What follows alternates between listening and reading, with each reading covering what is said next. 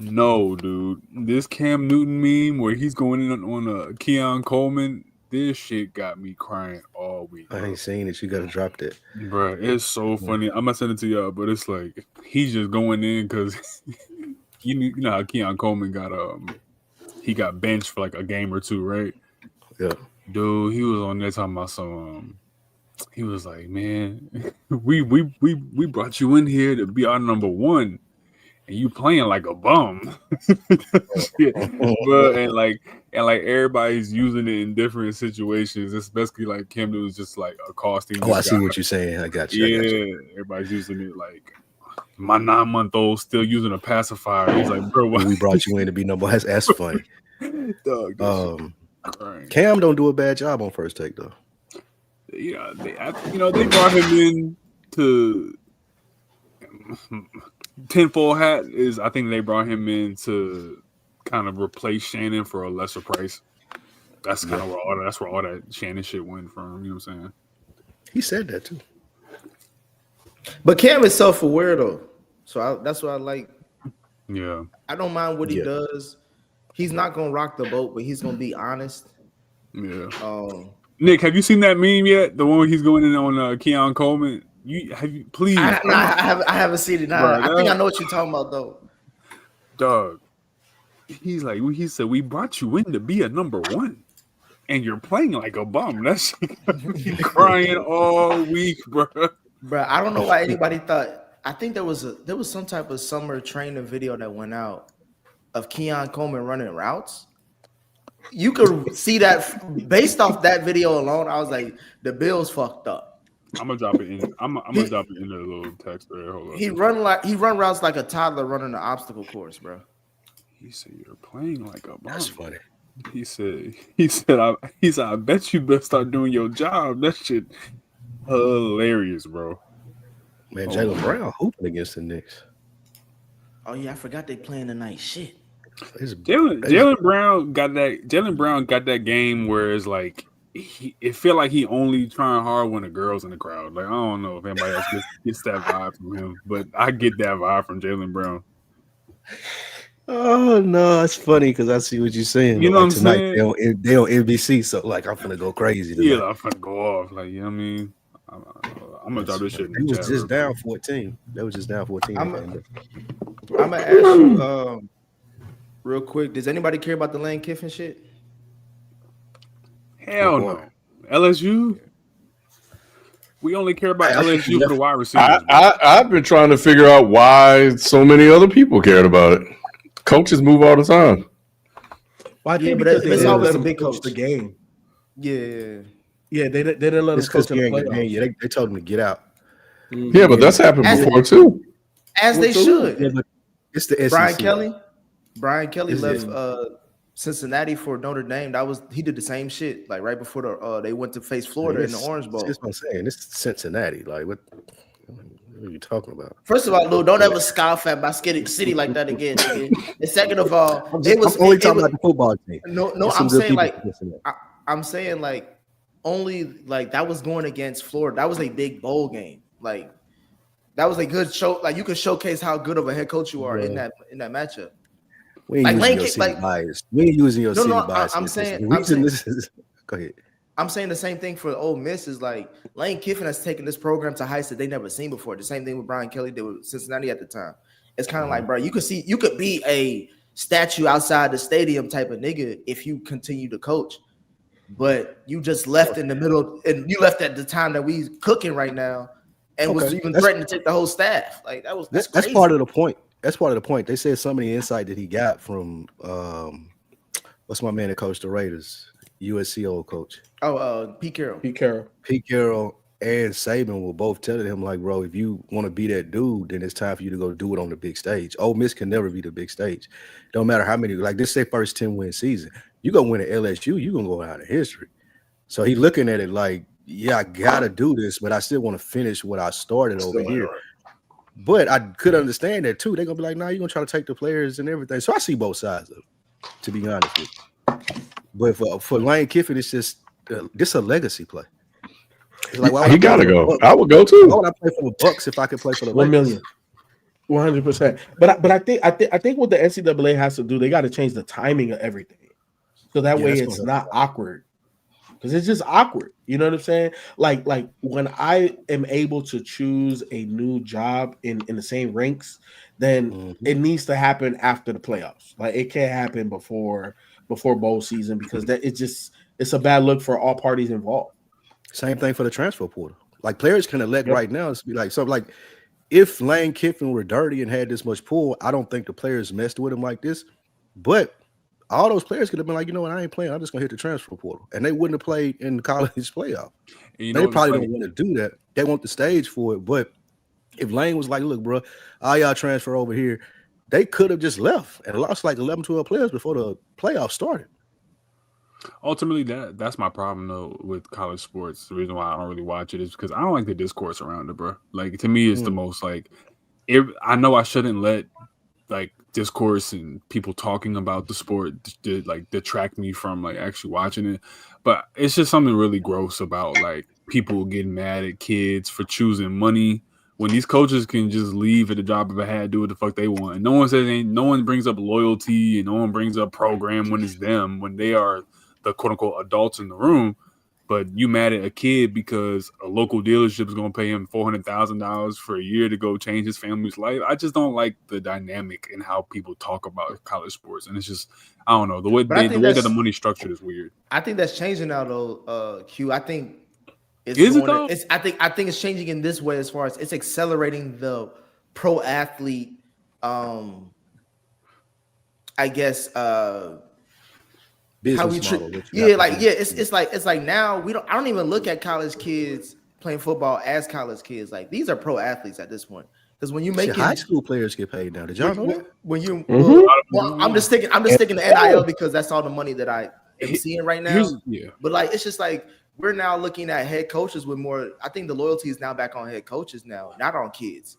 Because of the transfer portal, like you don't even know this motherfucker could have been on at Michigan last year and Texas this year type shit. So it don't matter. That actually brings up another quick point because do you all think that there's too much money in college for the NFL to want to encroach and create like a farm system type of G League for NFL? Is there too much money and is the NFL to NCAA pipeline too strong, for lack of a better word, too interwoven that they wouldn't create like an NFL farm system where you see these? Because we've seen it. We've seen all different types of leagues that come on in the summer, and they never really gain traction because the NCAA and these college programs are rooted in deep-seated rivalries, bro, in super rural areas that have nothing else to do but to root for their local university. You know what I'm saying? Like that's never going to be superseded by an NFL farm system. Now, I'm not saying that, it couldn't necessarily help or even increase the practice squad or whatever, like there's a million different things, but the NCAA is going to be the NCAA. You're not going to be able to take a piece of that pie, bro. You just not. Yeah, Q, I don't think that they would be able to do it because the NFL looks at it too. You brought up a good point with the NCAA FIFA, but the NFL looking at it like we already get it for free. Where else they going to go when they leave there? So I don't even got to invest any money in it, any time in it. They already doing it. I ain't got to give them that. It is definitely minor league at this point in the way that the money's going around. I just always am interested because we always have this conversation coming back for a lot of first round picks when it's like, this guy can't read pre-snap, or this guy is having trouble acclimating. Like would a Bryce Young benefit from staying an extra year, reclassing at Bama, or should Carolina have a junior team? You know what I'm saying? Like maybe like the Charlotte Blue Cats. You know what I'm saying? Some shit like how they got the South Bay Lakers, somewhere where you can send your guys to go and people will still go see because it's NFL talent. I still think the NFL is the strongest brand domestically. So, I mean, it's always just a fun conversation because you're stepping on owners' toes here. I know we got to get going with the show, Kim, but my last point to that, Q, is like, I feel like with the NFL to your, if I'm putting the kufi on, those, they get new bodies every year. like there's no point of creating a farm system because we like if we can't get a quarterback this year, like look at what Arizona did. They didn't get a quarterback one year, they drafted another quarterback the next year, and that's who they had. Like it's just like you get so many options and so much talent that it's like the cream's gonna rise to the top. We don't need to do any of that shit. We can just keep doing what we've been on. Then the tread on the tires from college is different too. So you don't have the risk of injury is greater than basketball. It's not like basketball where you can just go out there and hoop. You know, that risk of injury makes it great. So you're not going to risk putting your guy out there in the farm system and getting injured or creating injury habits from playing with people who are inexperienced. You know, you got inexperienced offensive linemen. It just be a difficult thing to do. That's real. Hey, Ken, a quick question. Inside Out or Zootopia? Nigga, what? Inside Out. Oh, you talking about Disney? I was like, hold on, what the fuck? Yeah, right. Hey, Q is Yo, nuts, I didn't know what that was. I was You like, know what, bro? It came in hot. Inside Out, right? Yeah. bro. Zootopia shit no. like a nigga come in talking about some Inside Out. Only Nick, bro. That nigga says Zootopia shitting on Inside Out. He's wilding. Straight wilding. Y'all stupid, man. Niggas need to grow up. No, bro, that is a reasonable, like, yeah, I'm sorry, bro. Come on, bro. Nigga can't Inside Out. What the fuck? Like, That is not all that was said. That's bro. what I'm saying, right? Hey, little Q the type of nigga, he gonna clip up your conversation and He He gonna screenshot the text message and pull it up somewhere. Don't see that last one. Nigga something Daily Mail. That's crazy. Nah. Local podcast. No, that shit. All right, man. Let's get started. This is the place where sports opinions collide. Dead in sports. I'm your host, Kenneth B. Joining me on the show, we have Q, Spike, Shelton, Nick, and FIFO. What up, y'all? What it do? Hey, Ken, you coming in a little hot, my boy. Just a little. All right, let me turn the microphone down here. Yeah, just a little up, but you good. Got that DJ drama volume. Yeah. Hey, that's a legendary. That was the other nigga that dropped the bombs. Flex. Don Flex Cannon. right Cannon. Yeah. Nah, drama did come in hot, bro. He was Drama definitely came in hot. Mr. Thanksgiving. Chicago, nigga. Like, all right, We the only ones to like, bro, come on, bro. Trying to hit a song, bro. During the 07, Jeezy, goddamn. bro, during the 07-09 years, bro, he came in talking about some Barack drama. Like, come on, Yep. That's why he got arrested. Hey, nigga, that's why he got you arrested. know, as the CIA said, Right there. That nigga right This there. nigga out of here. He said Not he's you- selling. hey, getting arrested for a trunk full of mixtapes is crazy. Holiday season. It was rough back in them days, bro.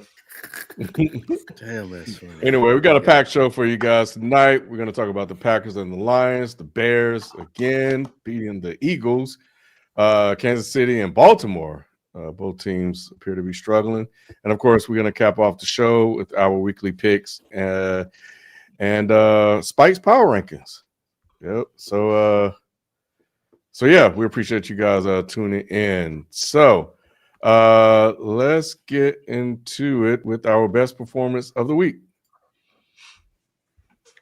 Let's go.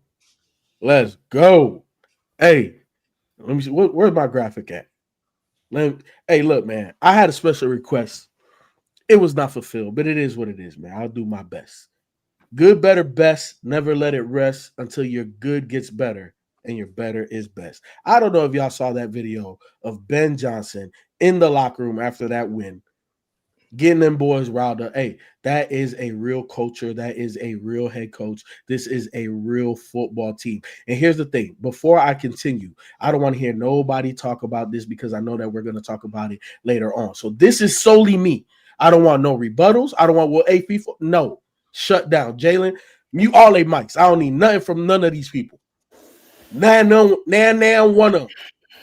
Look, the Bears are top 10 in scoring, rushing offense, total yards, and they're winning.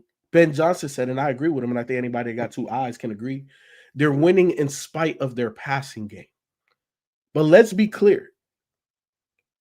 When Caleb needs to do something, we saw that last pass. It's not always pretty, but when he need to call up on it, and this is the reason why we said that he had quote unquote generational talent. I'm not saying that he's going to be the world's greatest quarterback. I'm not saying that. But what I'm saying is what you saw, there's not only but a handful of quarterbacks that can make that throw. The elites can make it. Now, he's not playing elite level football as a quarterback, but he's showing up when they need him.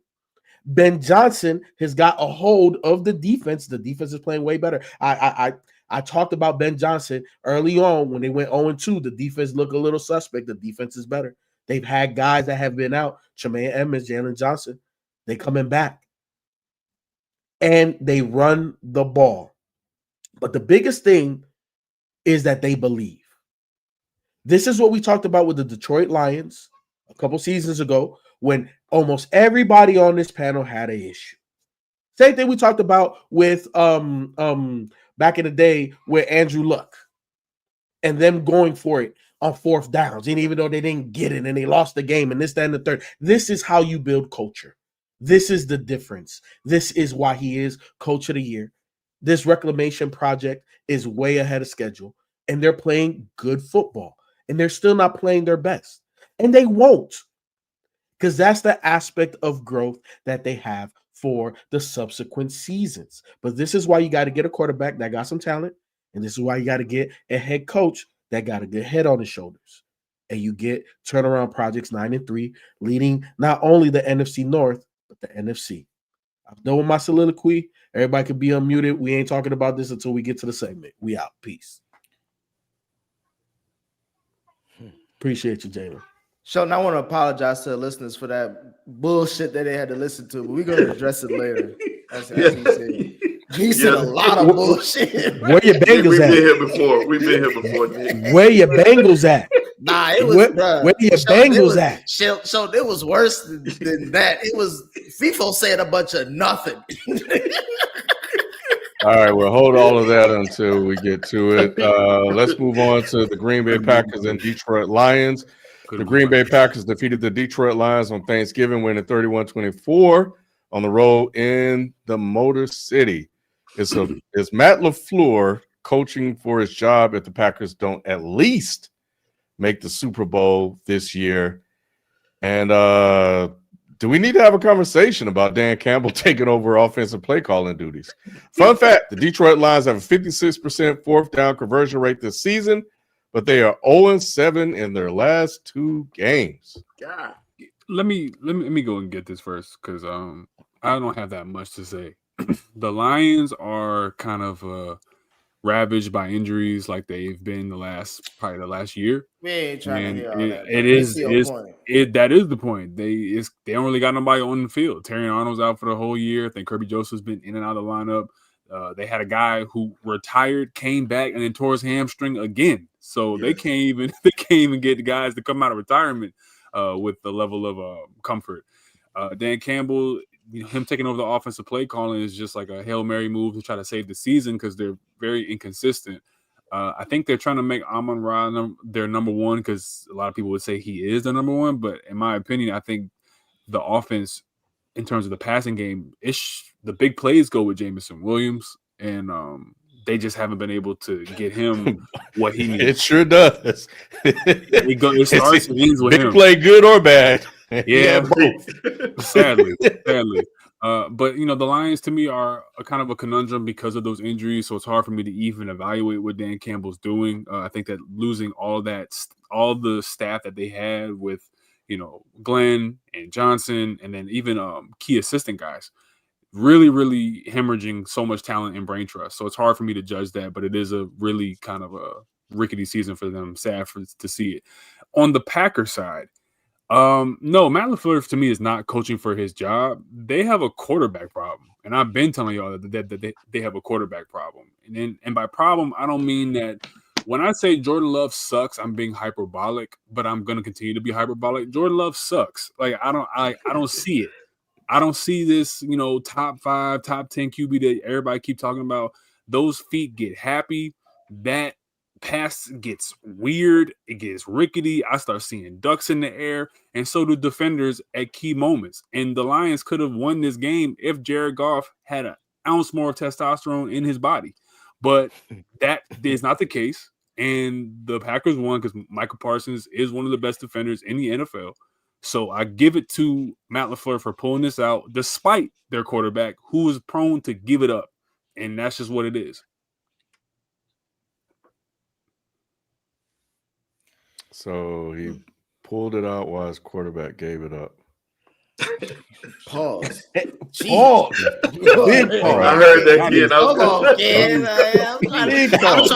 I'm trying to have us grow up, but still. I didn't even use the word. I didn't even use the words. I was like, Lou had to take a drink. You know what? I didn't even say the word pull out. That's crazy.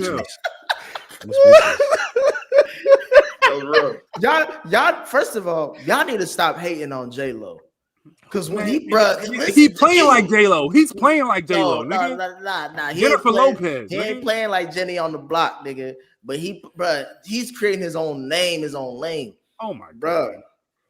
The Packers, when they play like this is the frustrating thing. I think this is what Q's true frustrations are with this team, is like, because they're so up and down. When they play like this, they are a Super Bowl contending team. Both sides of the football are good. You can run the ball above average. I'm not saying their run game is the best in the league, but it's above average and they get the job done. And when J-Lo don't turn the ball over, bro, he looked like a top 5 QB when he's on his P's and Q's. I don't think anybody can really dispute that, because his wide receivers are no names. His offensive line is decent enough.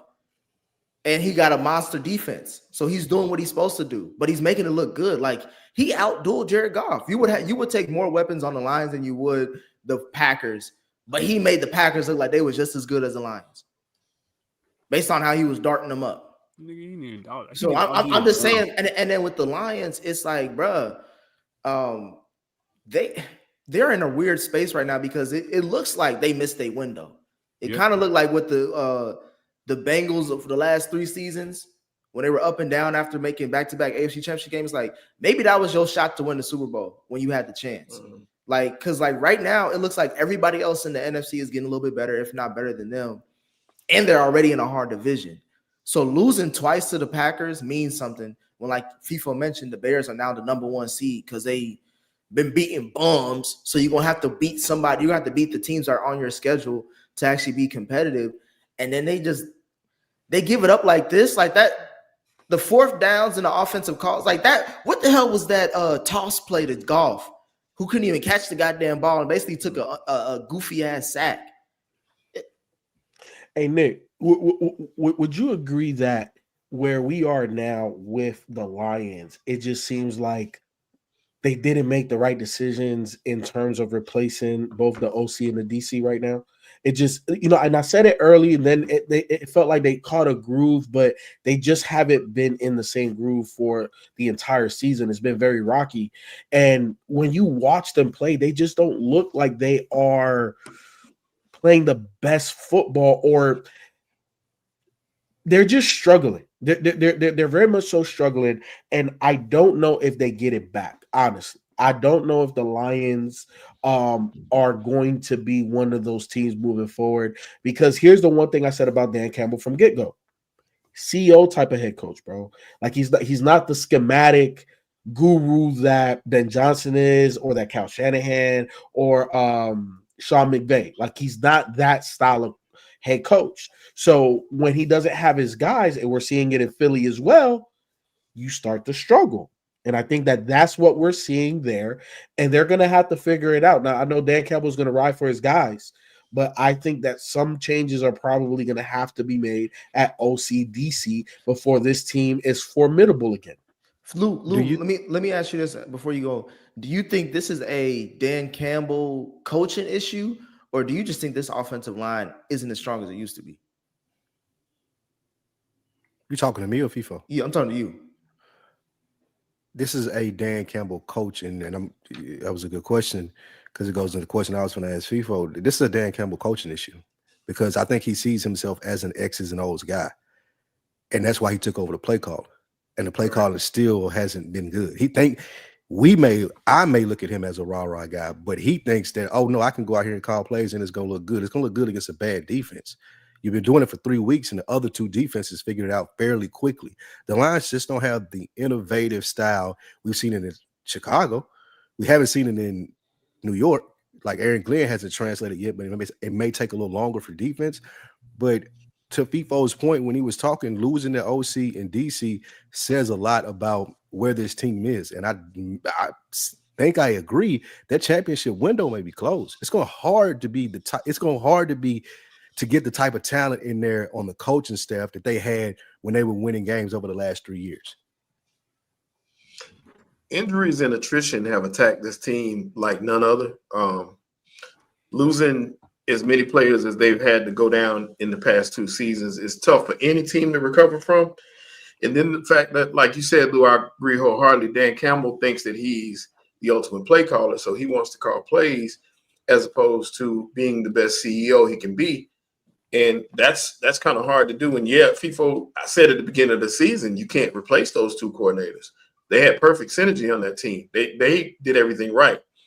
It is a talent level thing. I've never believed in Jared Goff. Jared Goff is better as a role player more than anything else, even from the quarterback position. But when there's pressure on, he does not perform quite as well. So in saying that Dan Campbell is playing out of his role, you're needing more from Goff. You lost your starting tight end, who was his safety blanket. Laporta means a lot losing him. Sonic and what would they call? Whatever the Sonic running back. Knuckles. Yeah, Knuckles and Sonic. You're losing Knuckles. He's not getting the carries as much. So your offense kind of has changed a little bit with Dan Campbell's play calling. So you're not getting the same recipe. Plus the fact that the Packers beat them earlier in the season so convincingly, that can weigh heavy on your mind at times too. Plus they're in a dogfight.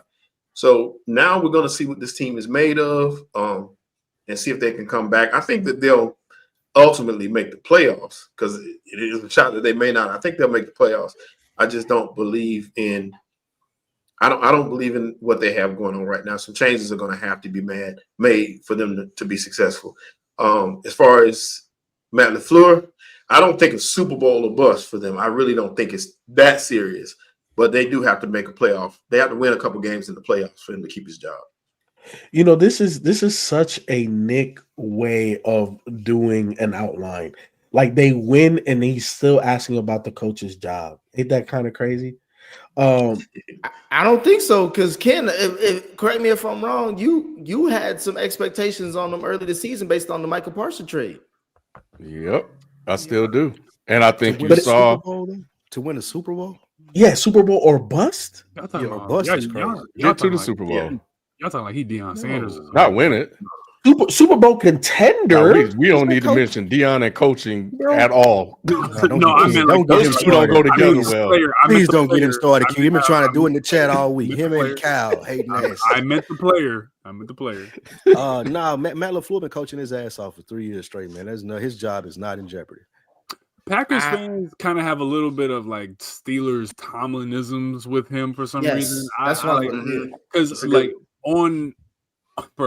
there are people who are like Aaron Rodgers kept you in line, and that's why Aaron Rodgers was cussing you out on the sideline, and people are literally blaming Matt LaFleur's last couple years that he spent with Rodgers as a reason for why Rodgers couldn't find success with him. And then now they're saying that a lot of those bad habits and why they kept, choking in the playoffs, instead of putting it on Rodgers' play as a quarterback, they're saying that those habits have carried into the tenure with Jordan Love. So I do see where the question is coming from. It's not really a Nick thing. If you go on Packers Twitter, Packers Reddit, like they're talking about MLF, that they always call him MLF. MLF is, a terrible game manager. MLF he's so conservative. Let your quarterback throw the ball. But I think that he's saving the quarterback from himself. But that's just me, And that's the reason why it's the reason why I never understand why FIFO questions me on how I do things. Because obviously, Q, my ear is always to the streets. You know what I'm saying? I stay low key. So I'm bringing this to national attention. This is a national syndicated program. You know what I'm saying? I'm bringing this is the national news. I'm televising like when you make a trade for Micah Parsons, that's a in the league type of trade where like we serious. We trying to win. You know what I'm saying? When you pay Jordan Love the amount of money you pay him, and when you have a coach like Matt LaFleur, you're thinking all we need is that one thing to take us over to the top. We need a Charles Haley, we need a Deion Sanders, we need something like that. And I think, and when you make a move like, and then when you see Micah Parsons, like remember I said in the chat, Micah Parsons earned his game check that on Thursday. Yeah, he did. Yeah, he did. Like Micah Parsons still play for them. He earned a game check on Thursday. He won that game for him. Yeah, like for real. Like that game could have won. And that game still had to come down to Jordan Love making a throw to not only prove that he's clutch, but prove that the Packers are real. And that all happened. It's just like, okay, if they're doing this to the Detroit Lions on the road, they can do this like they damn near can do this like anytime. So I'm thinking like this is a Super Bowl bust year for me. Because I don't think and right before you go, Feeble, it's only because we're literally looking at the Lions and to lose point, seeing that damn two seasons ago was probably the year that y'all should have won it.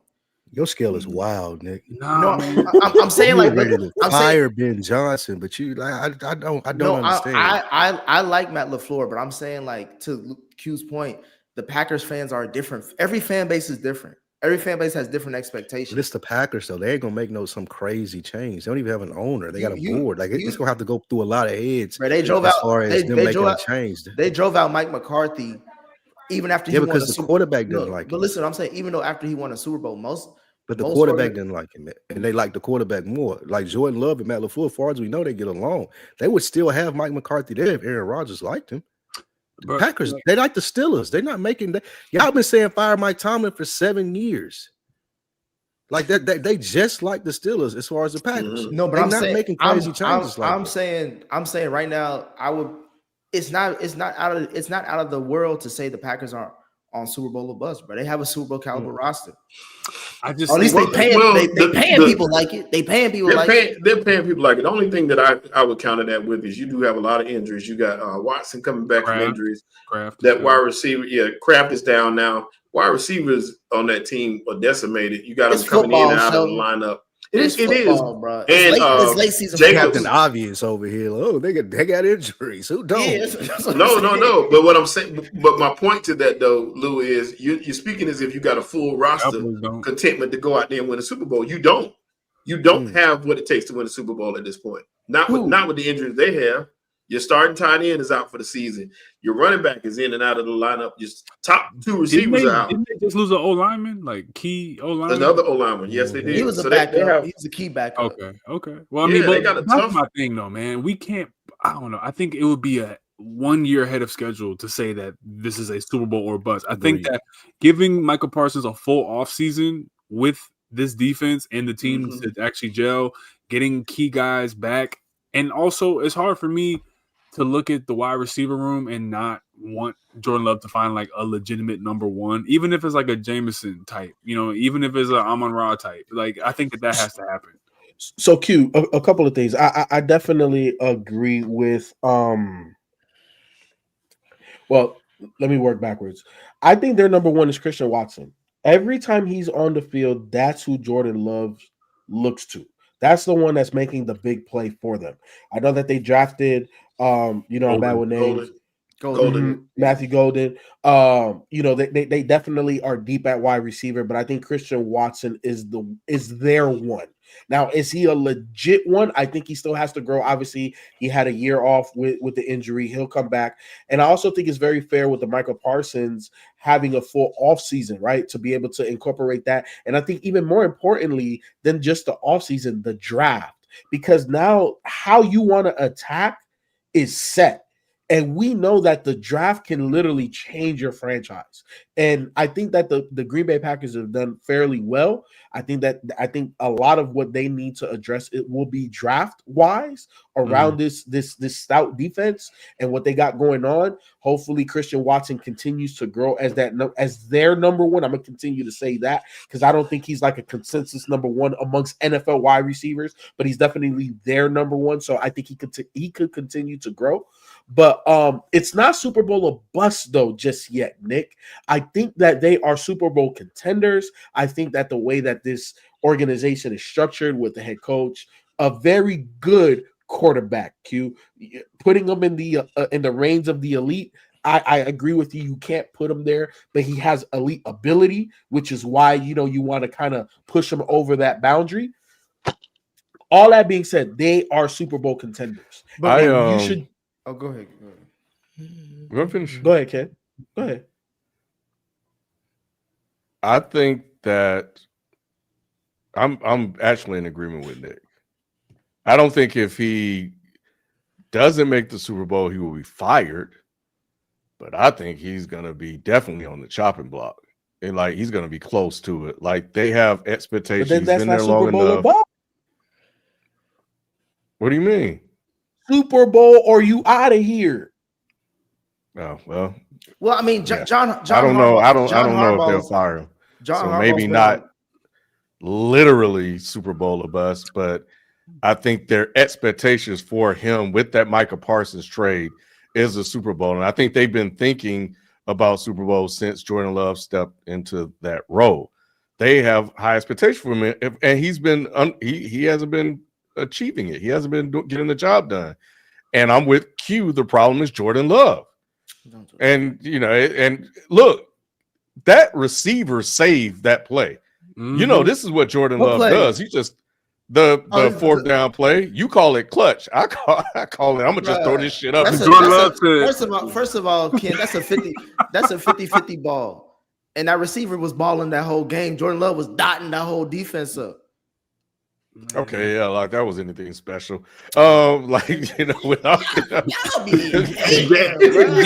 Daniels was dotting that defense up in that same stadium last year. Yeah, he played well. I ain't gonna knock him. He had 4 touchdowns. Even like 2 of those came on some gimme plays. But to Dan Campbell, look, everybody was high on them. I held my my thoughts on them in terms of still competing because I just didn't like what I was seeing, and I felt like they weren't ready, and they've taken a back seat. And Dan Campbell took over because the OC in his first year wasn't getting the job done, and he felt like he'd do a better job. He did in one game, and he hasn't done a great job since then. He's 0 for 7 on 4th downs. He should not be 0 for 7 on 4th down because Jamison Williamson drops an easy pass that we all saw that he should have caught. The pass wasn't great. It was behind him, but I don't know. I think he get paid to make catches, and the easy ones and tough ones. So his job is to catch the pass, but he did not, and that cost him. The 4th down call that led to a Jordan Love great throw, Nick, by the way, to Christian Watson. Was a terrible call by Dan Campbell to run the ball. So I think they have some adjusting to do with the absence of Aaron Glenn and Ben Johnson, and it's going to take time. I think they could be in serious trouble if they don't get this right. And we've seen coaches a la Dan Campbell, just like Dan Campbell, struggle to get the OCs right. And when they don't get the OCs right, they become a very middling organization that win just enough, but a la the Steelers lately. So I think they could be in trouble if they don't get that position right. Right. So anyway, let's move on to the next topic. What do we got here? Because people are salivating for the next one, bro. They can't wait. So we're gonna go ahead and jump into it. Talking about the Bears, man. The Chicago Bears delivered their most impressive win of the season defeating the Philadelphia Eagles 24-15 at the Linc on Black Friday. Has Ben Johnson positioned himself as the leading candidate for Coach of the Year after this victory? And has the Eagles front office begun to regret investing so heavily in the offense based on this season's production? Fun fact, in their last 4 games, the Eagles and Jalen Hurts have averaged 15.5 points per game. During that 4-game span, Hurts has averaged 210 passing yards with a combined 4 touchdowns and 1 interception, along with the average of 30 rushing yards and 3 combined rushing touchdowns. Sheldon, you should start off this 2-man weave that we about to do. You should.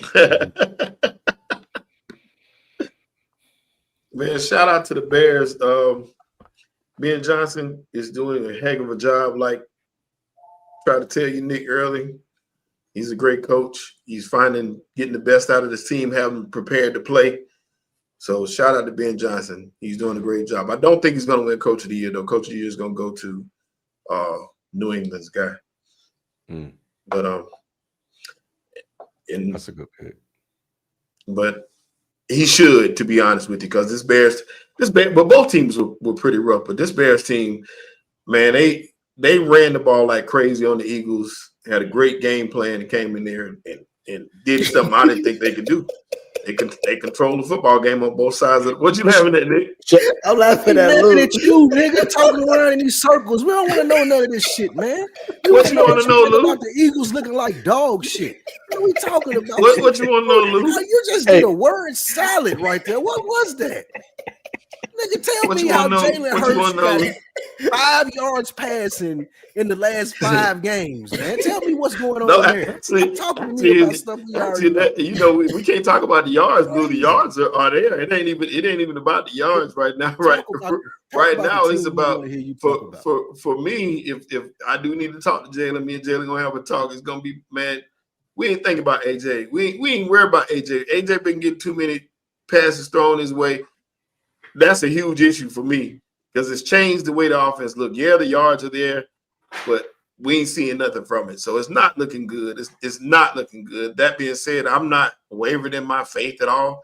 I think everything will be fine. It's pretty good when you can look as bad as they have for the last 4 weeks and still be in first place. So in saying that, that speaks volumes to this team. I don't think it's 2023. It's not the same thing for me. And the reason being is because we had struggles on defense. We had the same coordinator type problems that they're having in Detroit. But this time it's the offense. And I think offense is a little bit easier to get going than defense. But it is what it is. They just got to tighten up, and Jalen got to do what I talk about all the time, Ken, about Jalen Hurts more than anything else is what? His leadership. And right now, he's letting me down in that area. That's my biggest, you know how I talk about that. More than anything else, I talk about positive influences and leadership. And that's why Jalen is one of my favorite players. But I'm not seeing it right now. I'm not seeing the positive energy from his teammates, which means I look at the head of the snake first, and that's him. So if you want to know my disappointment in Jalen, is that more than anything else. I think the locker room is kind of somber a little bit, but I think that they can get past that. You lead by example, Sheldon. he ain't giving a lot of examples of his leadership because we give people follow Aaron Rodgers and he's a terrible leader. But you know what he was good at? He was good at putting TDs on the board. Nigga. What do you in that though? If you're watching the games, what are you expecting him to do? I mean, a couple of weeks ago, y'all told us that Jalen Hurts was calling plays, and no, we said, and you have people in the media and former players on the team saying Jalen Hurts needs to go back to calling plays. They're saying that he should be calling the plays. He does call different, like on certain plays, he does check into certain plays and stuff like that every once in a while. Right. That is true. Okay. He's not calling plays for the whole game. No, every once in a while he'll make a call. Understood. And that's the only point of yours. Well, there's a lot of points that I disagree with, but the main one that I disagree with is blaming Jalen Hurts and saying it's a leadership problem there. I think it extends further to Sirianni.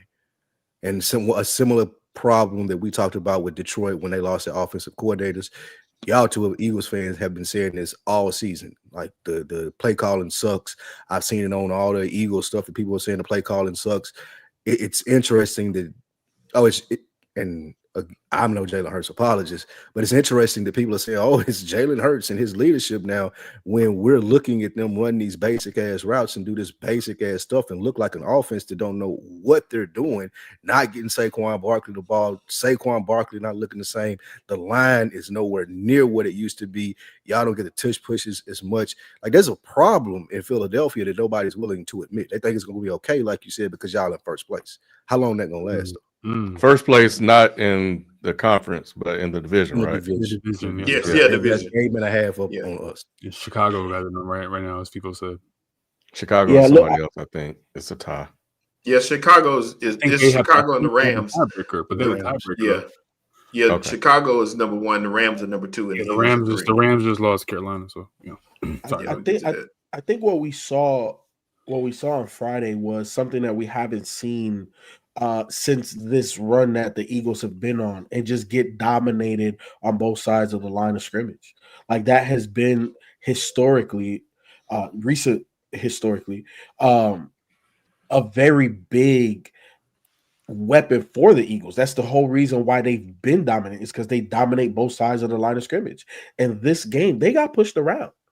You said like they really got out physicaled in this game. And I think it speaks to a lot of obviously what Ben Johnson and what his forte is in terms of running the ball. I agree with I watch this podcast. I wanted to give him a shout out. But I agree that it feels like Ben Johnson is Kyle Shanahan NFC or West, or East, I'm sorry. It feels that way when you watch that. Nick, look, the two people Nick hate the most. You can put any quarterback in the system. Is that why? Nick, them the two people Nick hate the most. So it is. I think the way that they play, or the way that Ben Johnson wants to play, if you play on time and on rhythm, that's the reason why we saw Mac Jones have success. But Brock Purdy is better. The moment he got in, it's like, oh, okay, well, it's a little different. You know what I'm saying? Not saying that he's Mahomes or Josh Allen or Lamar Jackson, but it looked better, and we see why they played Purdy. But yes, if you play within the confines of the system, you will have success. And I think that's the thing that we're seeing with Ben Johnson. I think the thing that we got to give him credit for is the fact that he's really galvanized that team, and that team is playing for him. So earlier on, when Nick was talking about, well, I got to see. Well, what else you got to see now? That team you go back to the Bears. Yeah.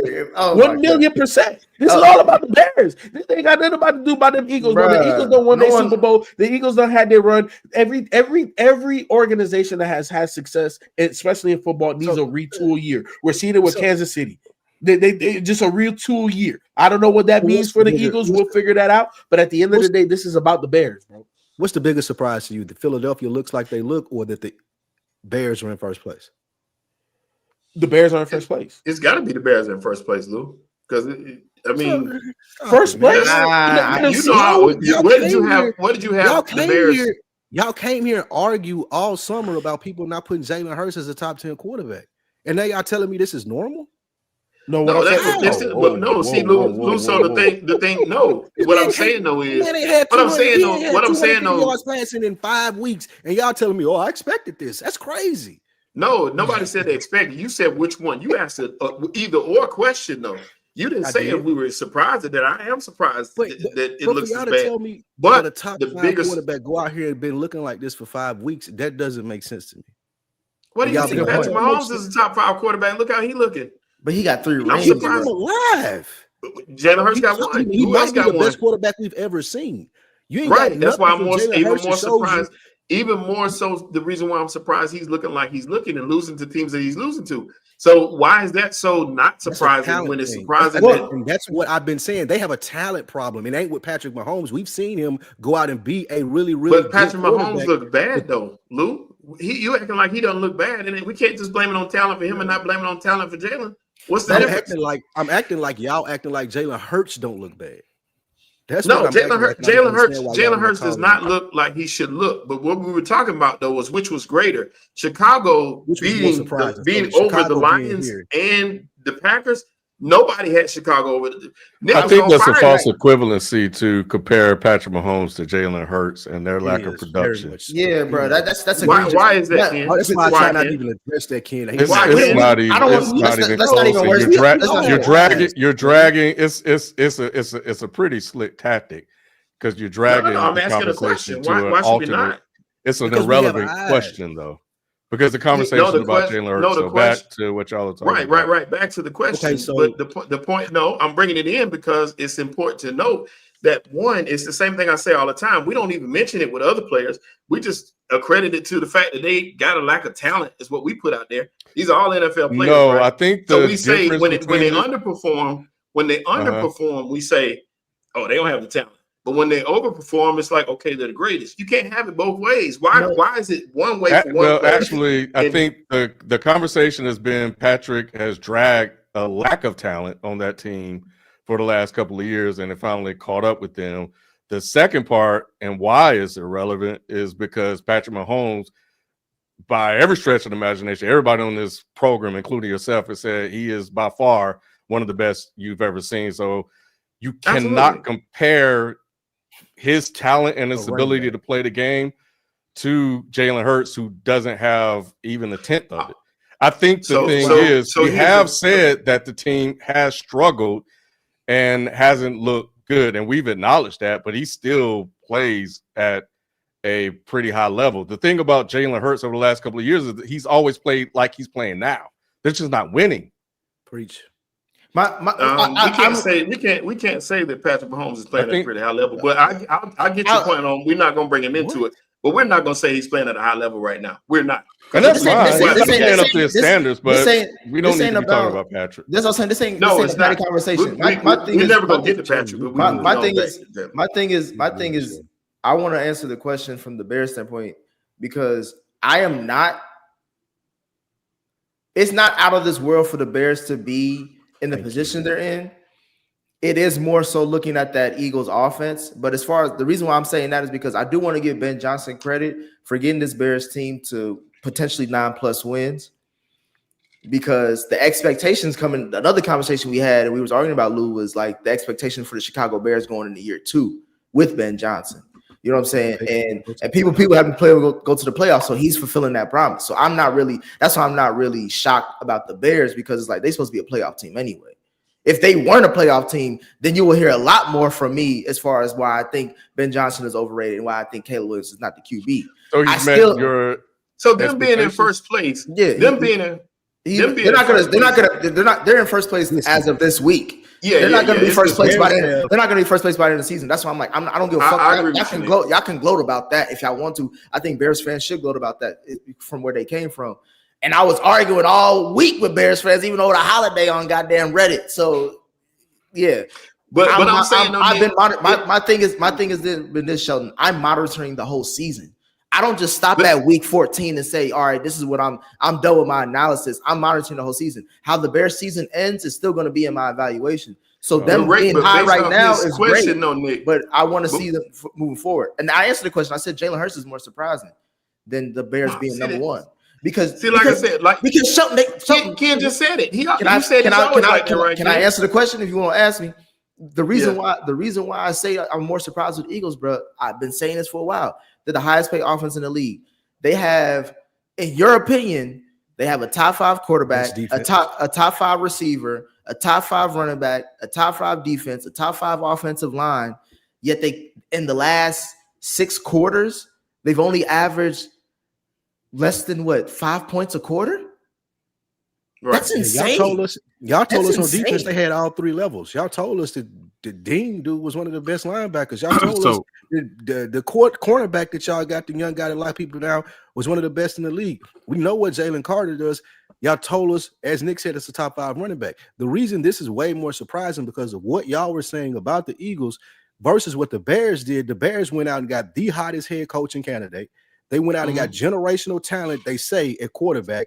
They spent the best and got one of the higher grades in free agency in the offseason. So if you tell me at this point in the season, hey, the Bears and the draft. Okay, that makes sense. The draft. That makes sense. But with based everything off- that y'all told me about the Eagles, it makes no sense that they're in the position that they're in right now. And I don't care. Why would it not, though, Lou? Nasty. So, Lou, based off the Eagles' schedule, which was definitely the toughest in NFL, where they never had 2 back-to-back home games, and they're still in first place in their division and in 3rd place in the NFC. What is surprising about that? There's nothing surprising about that. You're still in position. Like me. You look at the game just like me. You know this not going to work. Lou, they're still in the position to get a number 1 seed. That's not surprising to me. It's not. That can be. They got 5 games against teams that they all should beat. Now, if they don't win these games, that's different. But they should win these next 5 games.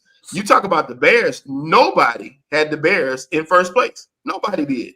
Who anywhere that you know of had the Bears in first place? Not in their own division. We ain't even talking about in the NFC. We talking about in their division. So how can that not be the most surprising thing to you?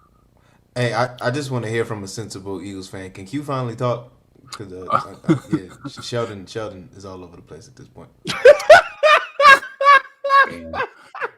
I don't even acknowledge Doc when he talk about sports. He don't even know nothing about sports. So there's no point in talking sports to him. Don't nobody like when Doc come into the chat.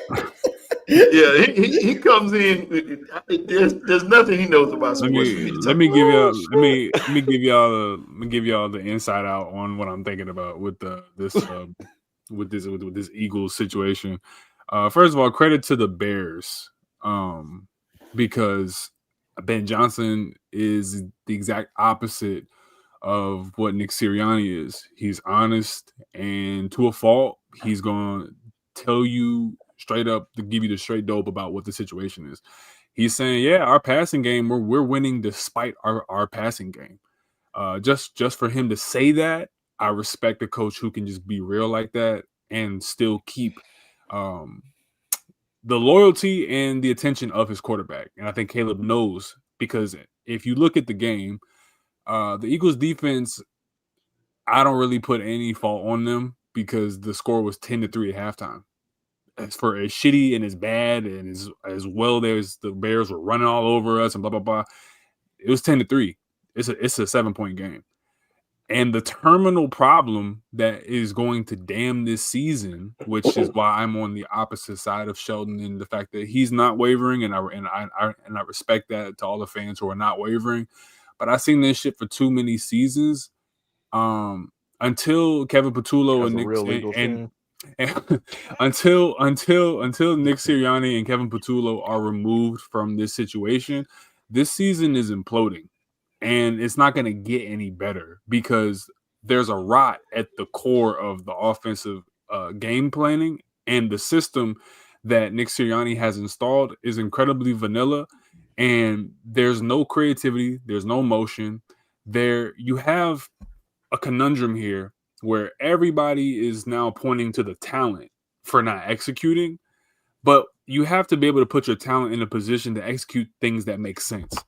If we're just gonna run hitch routes all day for AJ Brown, and if we're just gonna run, deep shot after deep shot, and just tell Hurts to throw it up, and hopefully we can get a big play, that's not offense. If you're gonna tell Saquon Barkley to run inside zone to an offensive line that is hurt and has been shuffling around all season and it has not worked, and you continue to do it, then your coaches are the definition of insane.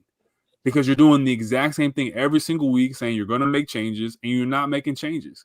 The defense giving up one bad game this season, as they've had some injuries last couple of weeks. I don't really fault Vic Fangio for that. Like I said, the differential was still advantageous enough for the offense to do something. The problem is that I do not believe in the offense. And I think the players have quit on the offense as well because it doesn't make any sense. Football is such a team sport, and it is such a mechanical sport in the sense that you have to fire on all cylinders at the same time. So yes, there's a little bit of when the Chiefs started to quote unquote regress a little bit over the last couple of years in terms of their offense. There's a little bit of that where the league figures you out, but your pedigree can still get you through because you've been there and you've won. But the Eagles are consistent this year. The problem of old years for me was that we were inconsistent. Some games we put up 30, the very next game 16. The next game put up 24, the next game put up 14. And I'm like, man, we're so inconsistent. This year we are consistently dog shit on offense. And I do not see a path forward with the offensive game planning and Nick Sirianni, who offers nothing as a head coach. Because if all you're going to say is, oh, well, he just wins, because we are committing the most penalties over the last 5 weeks in the league. We're not winning games. We're not putting up offense. You don't call plays as a head coach. Your guys aren't motivated to play. You can't keep your locker room together. Guys are fucking going on Twitch streams and throwing shots at people, all type of shit. So what do you do if you're the head coach? What do you do if you're not winning? If that's the number one thing that Eagles fans have been saying, oh, well, yeah, don't criticize Sirianni because he just wins. If you don't do that and you don't do any of the things I just listed above, why the fuck are you here? So you and Patullo are the terminal cancer in this body, and we are going to go under until we remove one of these two things, if not both. And I think that as I see it, we are imploding, and I don't have any hope, because what is 1 week of practice going to do when you're just calling the same shit? Kevin Patullo is not going to magically become a Kyle Shanahan or a Sean McVay or a Kevin O'Connell. That's not going to happen. Ben Johnson. Or a Ben Johnson. So, nah, man. That shit over, bro. Well said. What I will say is that I do think that, okay, so for the Eagles, I think this could potentially be much ado about nothing. Probably just a blip in the middle of the season. We'll see. The end of the season will tell us everything when they get to the playoffs, if it's a real issue or not, or just a slump. I know they haven't been playing well. I know you guys have been talking about Patullo, and now that has started to resonate and grow and expand. Now is being called out by a lot now. And we'll see. AJ's getting the ball now, but what are the results of it? Saquon is playing like shit. Nobody's really calling that out enough. And even Saquon is acknowledged he's playing like shit. So there are some things that can be fixed and could be fixed, or they could just get hot and just win, quote unquote, Q. And then, it'd be back to gloating time, right? I think that the thing that concerned me watching that game were the number of bad, easy throws Jalen missed. He had Devontae Smith. He had A.J. Brown on another one. Like, these were plays that could have turned into touchdown. These guys were wide open. He was just late on his reads. I think those things can be fixed because the guys were open. He just missed. And those are throws that even he can make. I mean, God, it's just a drag route around the middle of the field. So, so I think they just had a rough game. I think this was a bigger win for the Bears because beating the defending champs proved to people that don't believe in them that they might be legit. Not that they are legit, that might be legit. This was a tough Eagles team. The offense looked like they played against a tough defensive Eagles team, and Caleb was off all game. He couldn't make a throw. Like his shit, he was awful. It was bad. The good thing is they managed to run the ball. And you're right, Q. The thing I can respect about Ben Johnson is he has been honest about Caleb and everything else in that organization since he got there. And he let Caleb know it. And in this situation, a lot of other teams, they, like the Broncos and like the Eagles have been, and they found a way to win the game. And sometimes you just have to do that and survive and advance. And they did it. So I think for the Bears, this was a big win for them because no one had them in first place at the end of week 14. Not saying that they're going to end there, but at the end of this week that we're reporting on right now, they are in first place and nobody had them there. So I think that's a bigger win for the Bears, and we'll see what Ken, they do with it moving forward. Ken and everybody, really, actually. Quick question. Over the last, let's just say, 2 seasons, I was having a conversation with some people about this. Over the last 2 seasons, which division do you think has the best head coaches, and I mean just like overall the talent on the field and how they impact the winning as head coaches, and really you can just extend that to OC and DC as also the NFC North or the NFC West. Who's the best division in terms of overall coaching? That West. means that means the Vikings, Packers, blah blah blah. You know what I mean? I say Versus the West. Niners. Over the last 2 years, I would say North. I I say think, the West. I think it's the North, yo. Yeah, it's the North. 'Cause if you look at the West, you got Seattle. Shanahan. Yeah, Seattle's doing better now, but you know, you got like you said, you got Shanahan, last year. and you got That's what I'm saying. He said 2 seasons. The Bears had they went from last year. That was and the Seattle's head coach is underrated. You got the Rams, obviously. You got the 49ers. The only one you could say who you can give a fuck about is the Cardinals. If it wasn't for the Bears, if it wasn't for the Bears, you would have a point. But I since Eberflus is in there from last year, I can't. The reason why I think you can kind of put the Bears in there is because Ben Johnson was on the Lions, and we know that he was the guy to supercharge that offense. So it's like, who gets the most out of their guys? You saw what they got out of Sam Darnold with O'Connell in the Vikings. Like, I think these are easily the 2 best coaching divisions up top to bottom. But I would say that again. I'm arguing the NFC West because what Mike McDonald, whatever his name is in Seattle, he's doing as an impressive job to me in Seattle with Sam Darnold, as Ben Johnson is with Caleb Williams. Like, these are both quarterbacks who are, in my opinion, still proving themselves in this league on how far they can take a team and how good they really are. And I didn't expect Michael McDonald to be able to do better than Geno with Sam Darnold. You know what I'm saying? Like, at least going in. So I'm more impressed with that. Or I just take it because we said 2 years. You look at that division, NFC North last year, it came down to the number 1 seed in the NFC to the last game of the season. Yeah. So in saying that, you had 2 teams at the top last year. This year, you got 2 other teams at the top in the same division. So you've had all 4 of those teams at the top of the division in 2 seasons, as opposed to the West, where you only see the Rams, for the most part. Seattle, like I said, Seattle's tied with the Rams, but still, if you think about it, only the Rams for the past 2 years have been. But the reason why the Lions may not even get into the playoffs is because of the 49ers, who are 9-4, and that's because of Kyle Shanahan. You know what I'm saying? So, like, your point, you can make the same point for the West, is all I'm saying, because they have 3 teams that are damn near for sure going into the playoffs, and you can argue 3 teams in the NFC North are going to the playoffs. It's just the Lions is fucking up right now. So, if you would have said who's gonna make the playoffs, the Lions or the 49ers, I think everybody would easily pick the Lions, and now it's looking like the 49ers. And you're right, Nick, but if we were just talking this year, like I said, the only reason I put them there is because it's been 2 years. So last year, 3 of those teams made the playoffs in the North. And this year, like I said, you're going to have different teams. They're all in contention, other than the Vikings.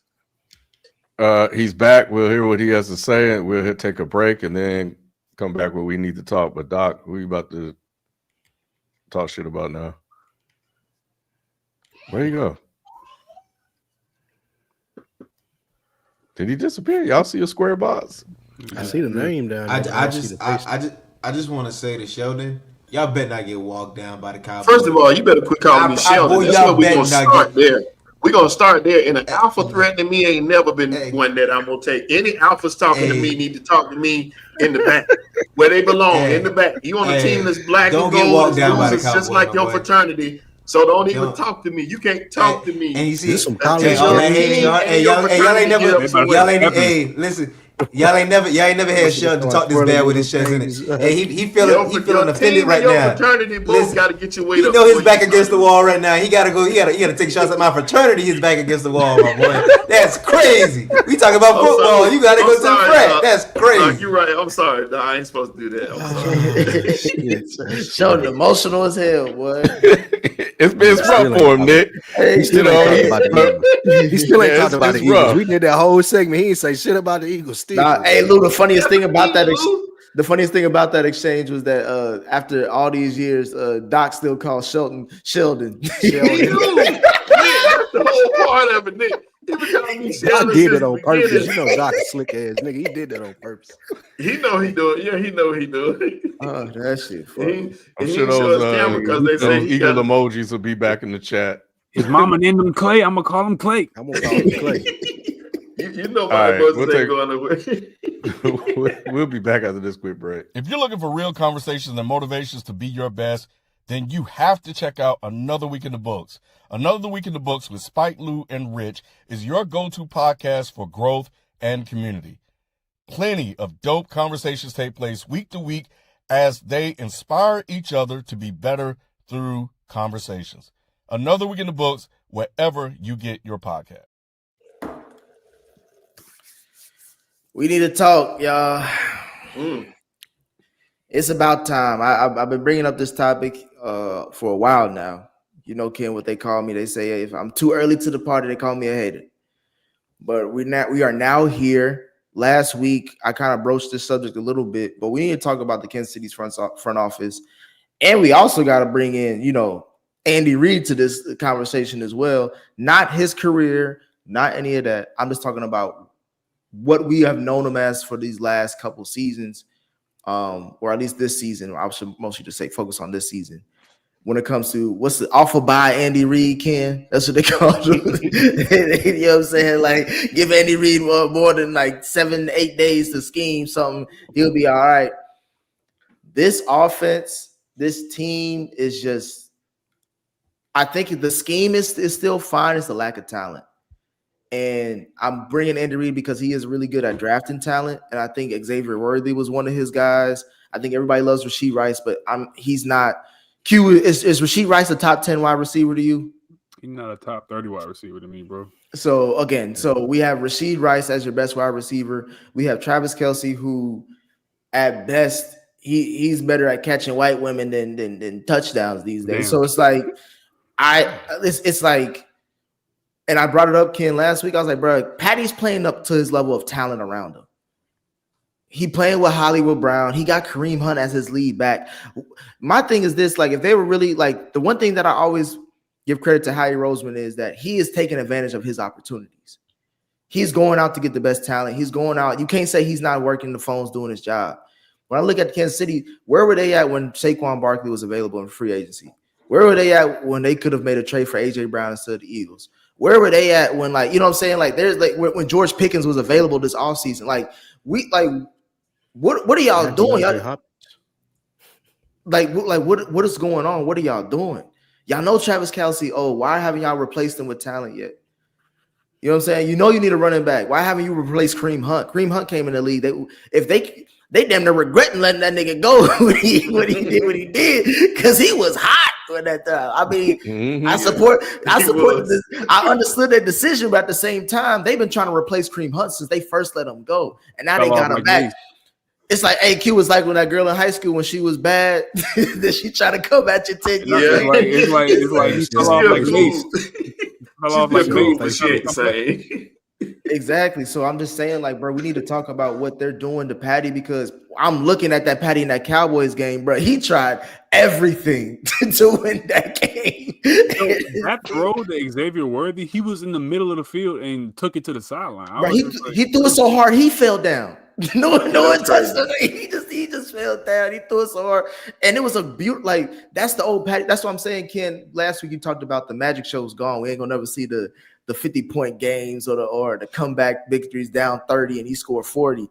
Like I think the talent is not there for it because he can still do it. You know what I'm saying? It's the same thing I believe with Saquon. Like I think the offensive line is one of the big Eagles issues because I still believe in Saquon's ability. Like they're making you question something that we shouldn't really question. Yep. Because what the problem here, Nick, is that the defense is no longer advantageous and Chris Jones is getting up there. That's ultimately what this comes down to is that they're not creating short fields and then they're not getting takeaways the way that they used to. And I just feel like it's exposing what has been the constant for the last 3 years with KC is that they don't have world beaters on offense no more.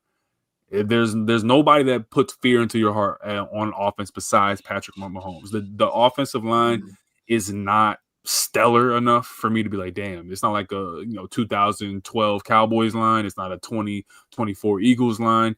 It's just it's solid. But even with what I'm seeing from Andy Reid, there's some slippage there with the coaching concepts, and I just don't understand why Patrick Mahomes every offseason is not storming into the front office like, yo, go get me Justin Jefferson. Go get me somebody. Like, please, I need a number one bad, I don't think they've been the same since Brittany Mahomes came out in support of Trump, but maybe that's just me. Oh, damn. I think it's funny that we're at this stage of Mahomes' career where we've seen it with Brady too. Those 10 years between the Super Bowls where he won those 3 and then he had a 10-year gap before he went back. And that's going to be the conversation to be had. Like we all look at Mahomes and say he might be the greatest quarterback ever. But now we're in this situation where I know the front office is at fault too, but how is he going to handle possibly 3, 4, 5, 6 years without going to a Super Bowl? And can he go back? And then will people start to weigh that versus Brady had damn near 3 Hall of Fame careers? Because even in that 10-year gap, Brady was putting up numbers. Mahomes not even putting up numbers right now. They just got to re-up, man. They got to re-up. True. They need this. I think this is a landmark in Patrick Mahomes' career. But I agree with you about the front office, but this is going to say a lot more about Patrick Mahomes from a career standpoint than it will the Chiefs front office. It won't. And Lou, I love that you bring it up because I know other people have that same thought, but to me it shouldn't, because we watch these fucking games, bro. That's my whole thing. And he is playing with subpar talent, bro. He won a Super Bowl. He won a Super Bowl with. How many times did Brady do that though? Remember those Patriot teams? We'd be like, bro, who is their number one receiver? We've never seen Brady be this good offensively out the gate for the first 5 years of his career. He was average at best quarterback when they first won those first 3 Super Bowls, and then he got better. You know what I'm saying? So to me, it's like if they we've seen how much the Chiefs relied on Patty early out the gate. Sheldon, remember we used to laugh all the time. Oh yeah, you could put up 30 on the Chiefs because their defense was shitball, but Patty would put up 45, so he'll cancel it out. We've seen him be able to do that. So my thing is, I hate the fact that it takes them potentially missing the playoffs for the front office to be like, oh shit, we fucked up. It's like y'all should have had something in place, because y'all could have been winning Super Bowls for a minute, because literally everybody knew they had to go through you to get to the championship, or just go through you, period. You know what I'm saying? I think they thought they had it though, because like I said, I remember a point in the season when I thought myself like that this wide receiver core was strong finally for a change. He made you believe that's how good he is. He made you believe that. But I thought getting back Rashee Rice, getting Worthy back, I thought it was going to make all the difference in the world for this team. I really, they held the fort down. But I think, like I said, I agree with what you said. More than anything, it's the defense that's letting this team down. Because if they make a couple more stops and, you get a shift in field position, you put Patrick at a point of strength. And you can't run the ball in a lot of these cases because they're playing from behind. So you're not able to, Pacheco's been out a lot too. But once again, you need to be able to run the ball as well as him doing what he does for them to be successful. And they playing from behind, you're needing him to make superhero plays. And it's not fair. And that's what's happening every single game. Thus, we seeing what they have happening for him now. So I'm disappointed because, like I said, I really thought that this wide receiver core was going to be like one of the best one he's had yet. Well, it's not over. And we can continue this conversation as we move to the next segment. Because we have another team to add to the list. The Kansas City Chiefs and the Baltimore Ravens suffer unexpected losses on Thanksgiving, despite being favored in both matchups. The Chiefs and Ravens now sit at 6-6 and are fighting to avoid missing the playoffs for the first time since 2014 for Kansas City and 2021 for Baltimore. Which team took the worst loss between the two? And then let's discuss what major changes need to be made for each team going into next season. Fun fact for both teams, actually. Lamar Jackson has not thrown or run for a touchdown in his last 3 games During that span, he has thrown 3 interceptions, lost 3 fumbles, and been sacked 8 times. The Chiefs have won only 1 game since defeating the Washington Commanders in Week 8. It's ugly. So I'll answer that question first. I would say the worst loss is for the Chiefs, and the reason being is because even though Lamar is not playing well, the Ravens team is not playing well, they're still in first place. So luckily for them, they're in the division with Pittsburgh, Cincinnati. You are a simple Simon ass nigga with the Ravens. If you want to call that simple, call it simple. But they're gonna make the playoffs. And once you're in the playoffs, it's 0-0. Shelton. No, it's a tie, and the Ravens are in first place. Hey, Shelton, look, we're 1 of 3 people on this podcast with glasses, so that means that we should be seeing the field and the games a little bit better. I don't know what you watched, but that Ravens team looks so discombobulated. Look, at least at the end of the day, when Mahomes wants to put on the cape, it's like he could kind of save it to a degree, and it doesn't look as ugly as it really has been. So, he's showing his superpower. With the bro, not only has it affected Lamar Jackson, Derrick Henry, like that whole look, like I said in the chat, at this point, they look defeated, bro. Out of respect, John Harbaugh, hey, you got to the end of the season, the game before the last game of the season, just have your shit cleared out. Parted ways. I agree. You just parted ways. We can just mutually part ways. We're agreeing on that. We're agreeing on that. But once again, and to go back to finish my point, the object of this game is to make the fucking playoffs. Y'all can say what y'all want to say. The object of this game is to make the playoffs. It's 0-0 when you get to the playoffs. We've seen the Giants stink it up and win a Super Bowl. Your job is to make it to the playoffs. They're closer to the playoffs than Patty. Patty's in 3rd place right now. This is sad. But the question was, which? What are you talking about? Okay.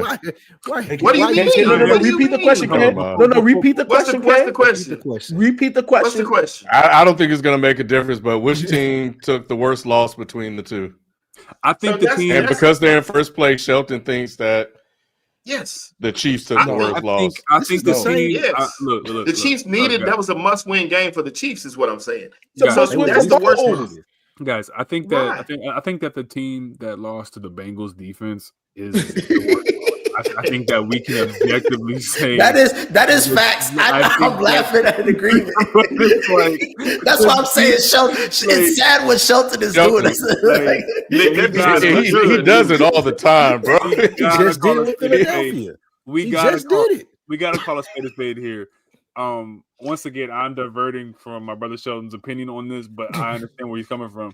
But you lose to the Bengals defense, basura. No, bro. That is absolutely awful, bro. You know what I'm saying? So when Lamar Jackson, bro. Yeah, and when I see Lamar Jackson, you're supposed to be Superman, right? As unfair as it is, I keep saying get him a number 1. I'm gonna keep flying that flag. I think that's the biggest problem here, aside from John Harbaugh, right?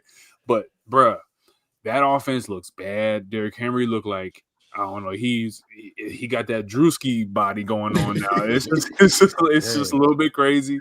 And then when you get to what the Bengals are doing, they're right there in terms of the division. So I don't see how Sheldon, respectfully, I don't see how, they're number 1, because that can slip very easily, and the Bengals could be number 1 in 3 weeks, and that's how bad the North is right now. I think they're they're 3-6, right?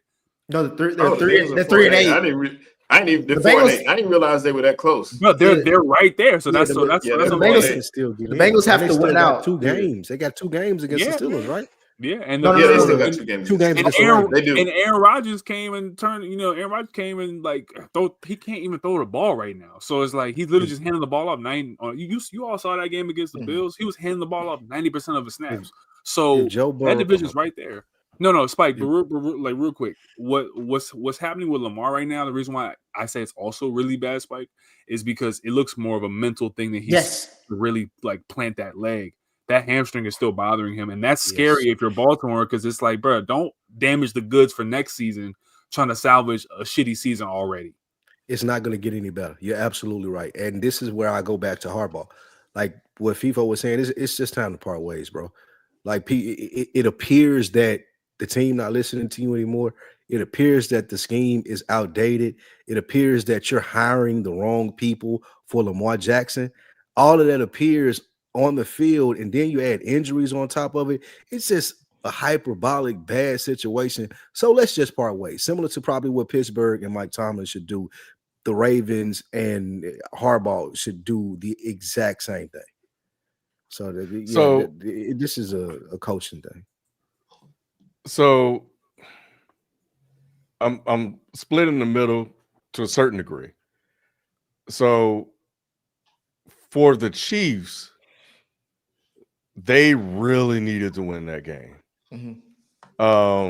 Because that really put them in a very, very tough spot, as we've been talking about for the last couple of weeks. They played to end the season. They got the Texans, who beating everybody, the Chargers, the Broncos, and then they played the Titans and then the Raiders. And honestly, with the way that defense playing, I don't know how that's going to go. But they needed to win that game because they are in a dire situation. So it made their playoff odds a little bit tougher. The thing is, they competed in that game and the defense let them down. So while they lost, it looked better than how the Ravens lost. The thing that saved the Ravens is the fact that the Steelers are shitting up the joint and can't win a game. But if the Ravens continue to play the way they played against this Bengals defense the rest of the season, if that doesn't improve and this is what they are, it's not going to help them. Now, it could be just a fluke. You know, it's a long way to go. Right. We'll see. But the Ravens are just lucky right now that the Steelers just don't know what the hell they're doing. My thing is this is like my thing is this, Sean, real quick. We're getting to that point of the season. I think we're already there. Your record is what you are. Like, we keep on trying to dress certain shit up because of certain players that we are used to seeing winning or that we're fans of. But at the end of the day, we seeing a lot. We can't deny what our eyes are seeing. Lamar looked like he ain't know what the fuck he was doing. And I've never seen Lamar play that bad. Like, and I'm going all the way back to Louisville. I'm thinking he throwing in the towel so he can get Harbaugh fired. I think that's what I'm thinking because I've never seen them, bro. Like you said, bro, the Bengals defense hasn't played like that since the Super Bowl. that was on the road in prime time, bro. This is not like no 1 o'clock game in Cincinnati. This is in Baltimore where this is the last game for Thanksgiving. And Lamar looked like he didn't belong in the league. That was definitely. I agree with what y'all saying. I don't think I don't agree. It was bad on both sides. You said you didn't agree. You said Patty was worse. No, I said the loss was worse for the Chiefs because of where they stand. So maybe if you're saying who played worse, that's different. That's a different question. But who the loss was worse for is what I was answering. It's worse because, like Ken said, the Steelers had like a 4-game lead. They shouldn't have been. Right. The Ravens' only issue was that we thought it was just their defense. If it's their defense and their offense, and because it's Lamar, that says a lot. At least with the Chiefs, you're willing to bet money that they'll win another game. I don't think you're willing to bet money on this season, the Ravens season, the rest of the year. Well, I would, because they won 5 games prior to this. They won 5 in a row going into this game. Playing I think we're forgetting that. I agree with you. Like I said, I think we're forgetting that point, though. And like I said, we are also not taking into considerations that the other 3 teams in their division are lame ducks, including Pittsburgh. So all they got to do is win one more game than Pittsburgh, and they're in. Once you're in, it's going on. Too. Hey, Shelton. They look awful. Shelton, even during Lamar's MVP seasons, he's had issues with Pittsburgh. So him playing less than that, way less than that, is going to be interesting because they have to play him twice, and they got to play the Bengals in 2 weeks. So So my thing is, if they lose 2 more games, the Bengals, that's what I'm saying. Like, these games, everybody down there, we can make a case for a lot of teams. Playoffs started last week. You know what I'm saying? So I'm saying this about the Ravens and the Steelers. I'm surprised they letting the Bengals even be in this conversation for how shitty they playing. Because the Bengals at 3-7 or at 3-8 and now 4-8, there should be no way the Bengals should be in the conversation for winning this division, let alone making the playoffs.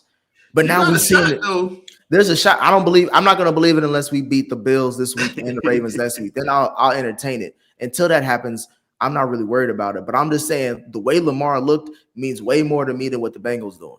Because I've never seen Lamar look like that. Agreed. All right, man. Well, we'll get an answer in a couple of weeks. But the Ravens and Steelers play this Sunday. Yeah, they play this Sunday. Yeah, but they about to have a twerk contest. This so much ass on the field. Hey, this gonna be So much ass on the field. Hey, bro, this may be the best NFL weekend we had in probably. Well, I can't even say that because last weekend these games like it starts off. It start off with Cowboys in Detroit. Like nigga, they getting straight to it. They mean something. All these games mean something. And they definitely meant something for us as we move to our weekly picks. We are back again for another week of our NFL weekly picks. Last week's top dog was Spike, who went 3-1. So let's see who will be leading the pack after week 14. FIFA, you ain't turn your picks in, nigga. Yeah, from the last week, I can send them to you so you just get the. I don't want them now, nigga. They contaminated, boy. They're not contaminated, bro. Contaminated. It's too late. That's funny. Nigga picks got COVID.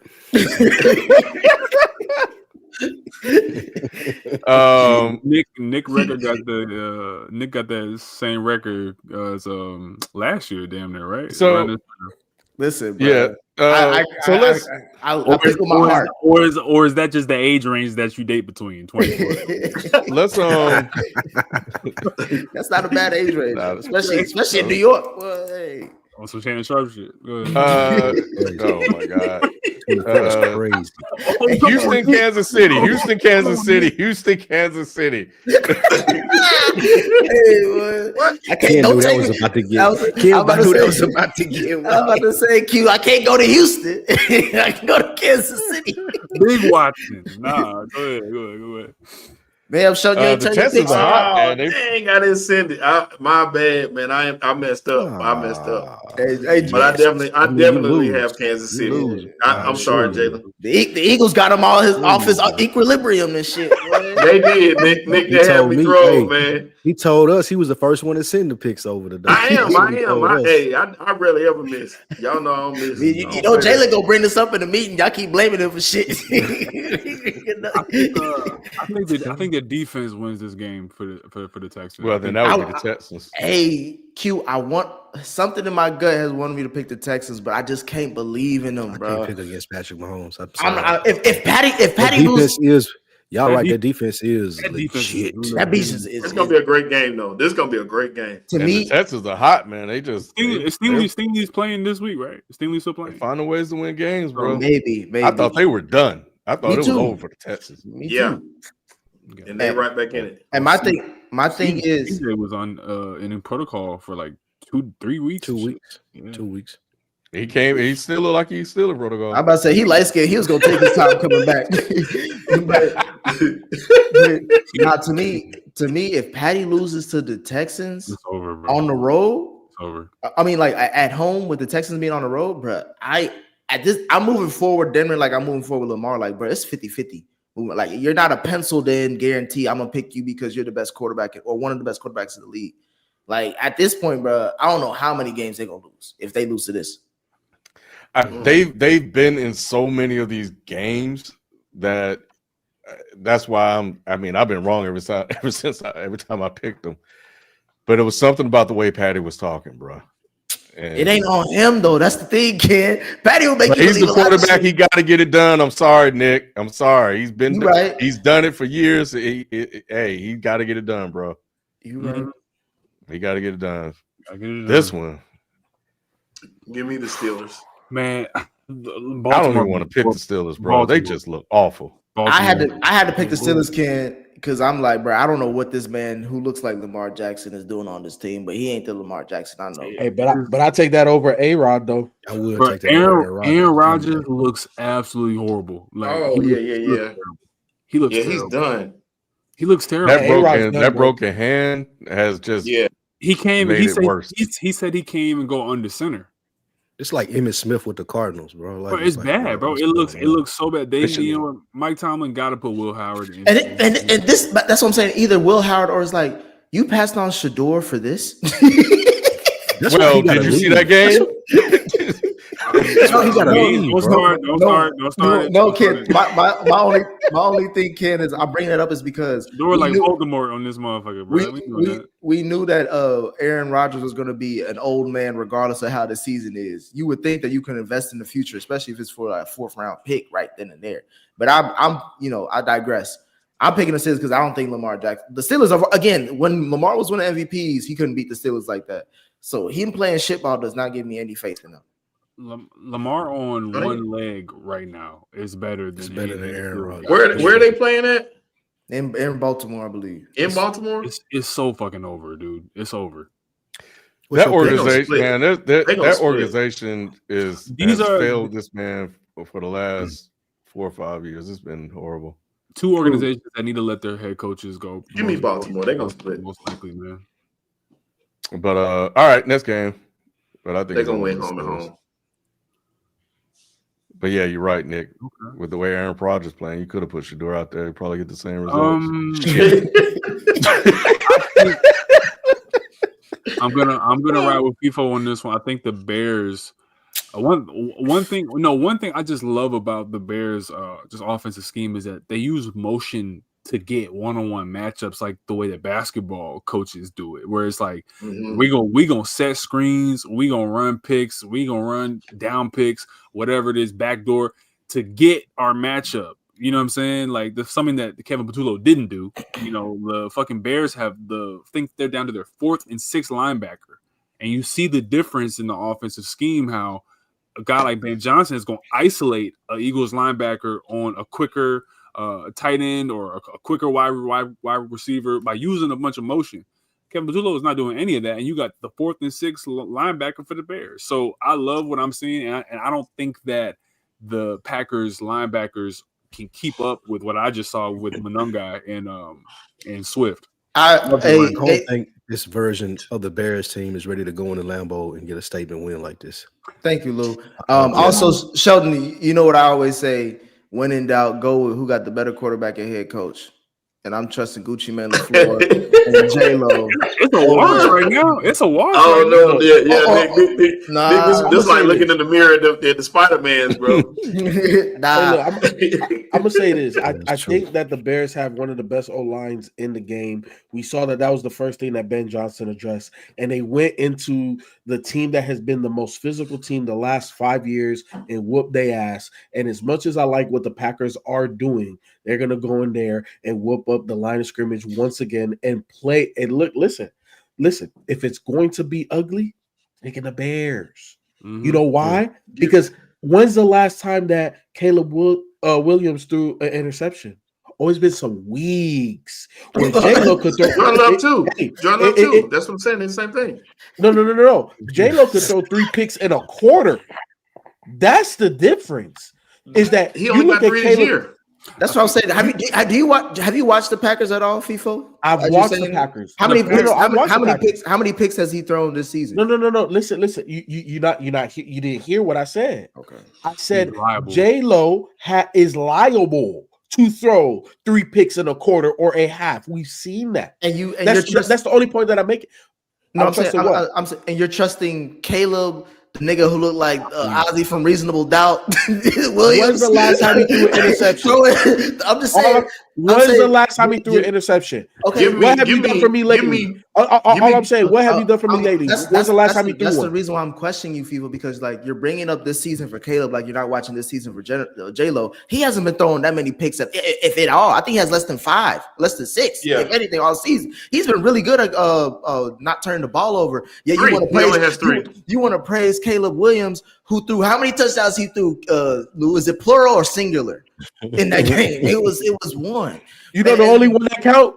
The dome, Nick. Exactly. That's what count. And now you sound like Sheldon because I'm not going to sell it. Now I sound like Shelton. They 9-3 and number 1 in the whole NFC. Now I sound like Shelton. Get out of here, Nick. You just. That's what Sheldon was saying, people. You going to Cancun? You going to Cancun with your Bengals? Even though I picked you. You do sound like me, people. Because that's what I was saying. All right.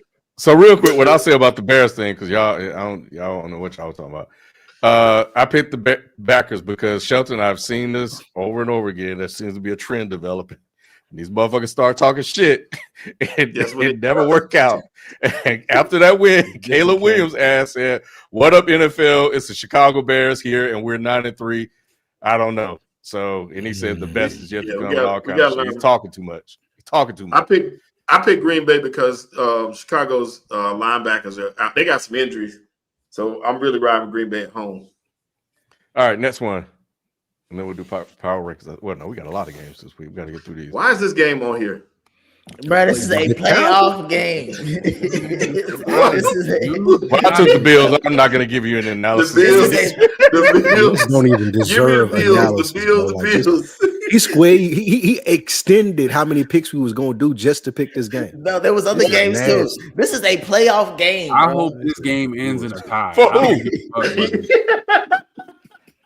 I hope it's a 60-point win. The Bills ain't playing. Hey, the Bills can get knocked out the playoffs too. This the goddamn MAGA. Not this week, like the Bengals game.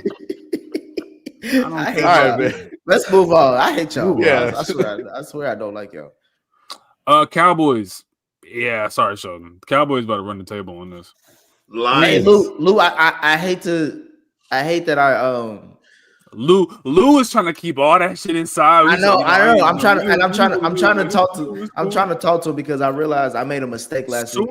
Nick, as soon as he turned that camera off, that nigga put on a Jerry Jones mask. Jerry Jones gonna tell him stay on that side. Jerry Jones ain't gonna want to hear none of that. Lou, fuck Jerry. First of all, fuck Jerry. But Thursday, y'all ain't gonna want to see me. That should be a live stream. Like, Dakota ain't gonna want to hear games in our last 2 years. You're gonna be looking like Ray J on the live stream. This shit Dakota don't want to hear from you either. With the strap. Let's get through this. No, I was gonna say Lou was right last week picking them against the Chiefs. Granted, it was because he's his fandom, but at the same time, the Cowboys is hitting right now. And this, if you want to get on the train with the Cowboys as far as like trying to see how far they can go, this is the best week to do it because I do not believe in the Detroit Lions right now. I know Patrick Mahomes mad as shit. Like, yo, so they gave up Pickens for a third and y'all couldn't do that? All right, cool. Bruh. Organizational failure, bro. That's crazy. I think the Lions need to bounce back. The Cowboys are hot, but they might be feeling themselves a little bit too much. But Pickens and CD feeling themselves too. They're playing really, really well. And I honestly think that trade that this week can tell me if that trade that Jerry made paid off. The Williams trade was really good. But both teams need this win, so I think the Lions could bounce back. To your point, last one. Oh yeah, go ahead. Move on a little bit, Ken. To your point, I think that I wasn't high on Schottenheimer when they called him in, but you saying the team feeling themselves, it's looked a lot different than it did under the last couple of head coaches when they've been in these positions before, where you weren't expecting them to just piss it down their leg. So I do think that Schottenheimer has done a good job at keeping this team kind of grounded. And I do want to see how that affects Dak in a big game because he usually don't come to show up in big games. But I have a little bit more faith in the coaching staff, so that's why I think they're gonna win. Hey, Lou excited as hell. They did get, yeah, he did. He excited. He excited. But Lou, they definitely gave that game away last week. Dak threw a pick. They gave and away they fumbled the ball. Dak always wants to get a game away. That's the top of his list going into Sunday. And the last thing I'll say before we move on is after that game where I was at, because I told y'all, bro, them Cowboys fans, it was a room full of them. Them motherfuckers act like they had just won the Super Bowl. But they were so happy. Yeah. They were so happy.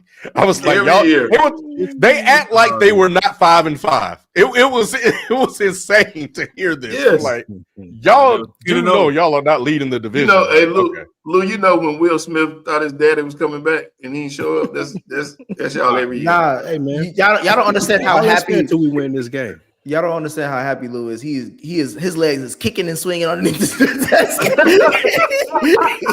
Hey, no, I'm just happy we playing meaningful football this year. I thought we was gonna be like 2 and whatever the fuck the rest of the losses was. Nick, you know when like some fine shit come up to you in the club, you trying to play it cool like. He looking at the playoffs like that.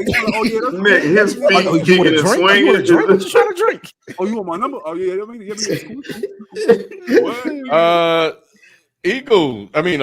Eagles Chargers. Chargers, man. Chargers, Hey, bro. this is the get right game right here. I mean, bro. Eagles. I'm sorry. Hey, kid, Yeah. I'm coming. You know, I'm coming in on Tuesday talking cash shit and hardball with ain't Herbert broke his hand too. He got his, Yeah, he did. It wasn't always broke.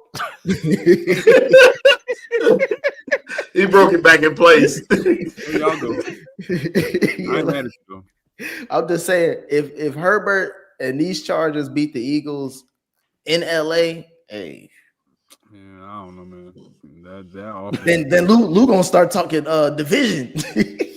Yeah, you can really tell. Yeah, Yeah, yeah. No, we can literally choke the division. Like I don't know. Well, I can't see that based off like this is the last hard game that y'all got. I The can't- rest I of them can't- is I it's can't the see it. Commanders twice and now they got Buffalo. They still got Buffalo. The Commanders took the Broncos down to the wire, and that defense is a legit defense. That's a good So point. I'll give them that. That's a good point. That well, shit ain't no that's because the ghost of Mariota showed up out of nowhere after Mariota. like 10 years. Mariota and what's his name and Mac Jones. They both gonna play themselves into some real money or camp competition with the quarterback. Why was they calling his name like that on the Sunday? That was stupid as fuck. I man. think that's how you Mariota. actually supposed to say Is it. that why they trying to change it now? 15 Mariota. years in this career. You know how they That's do it. crazy. He probably corrected him.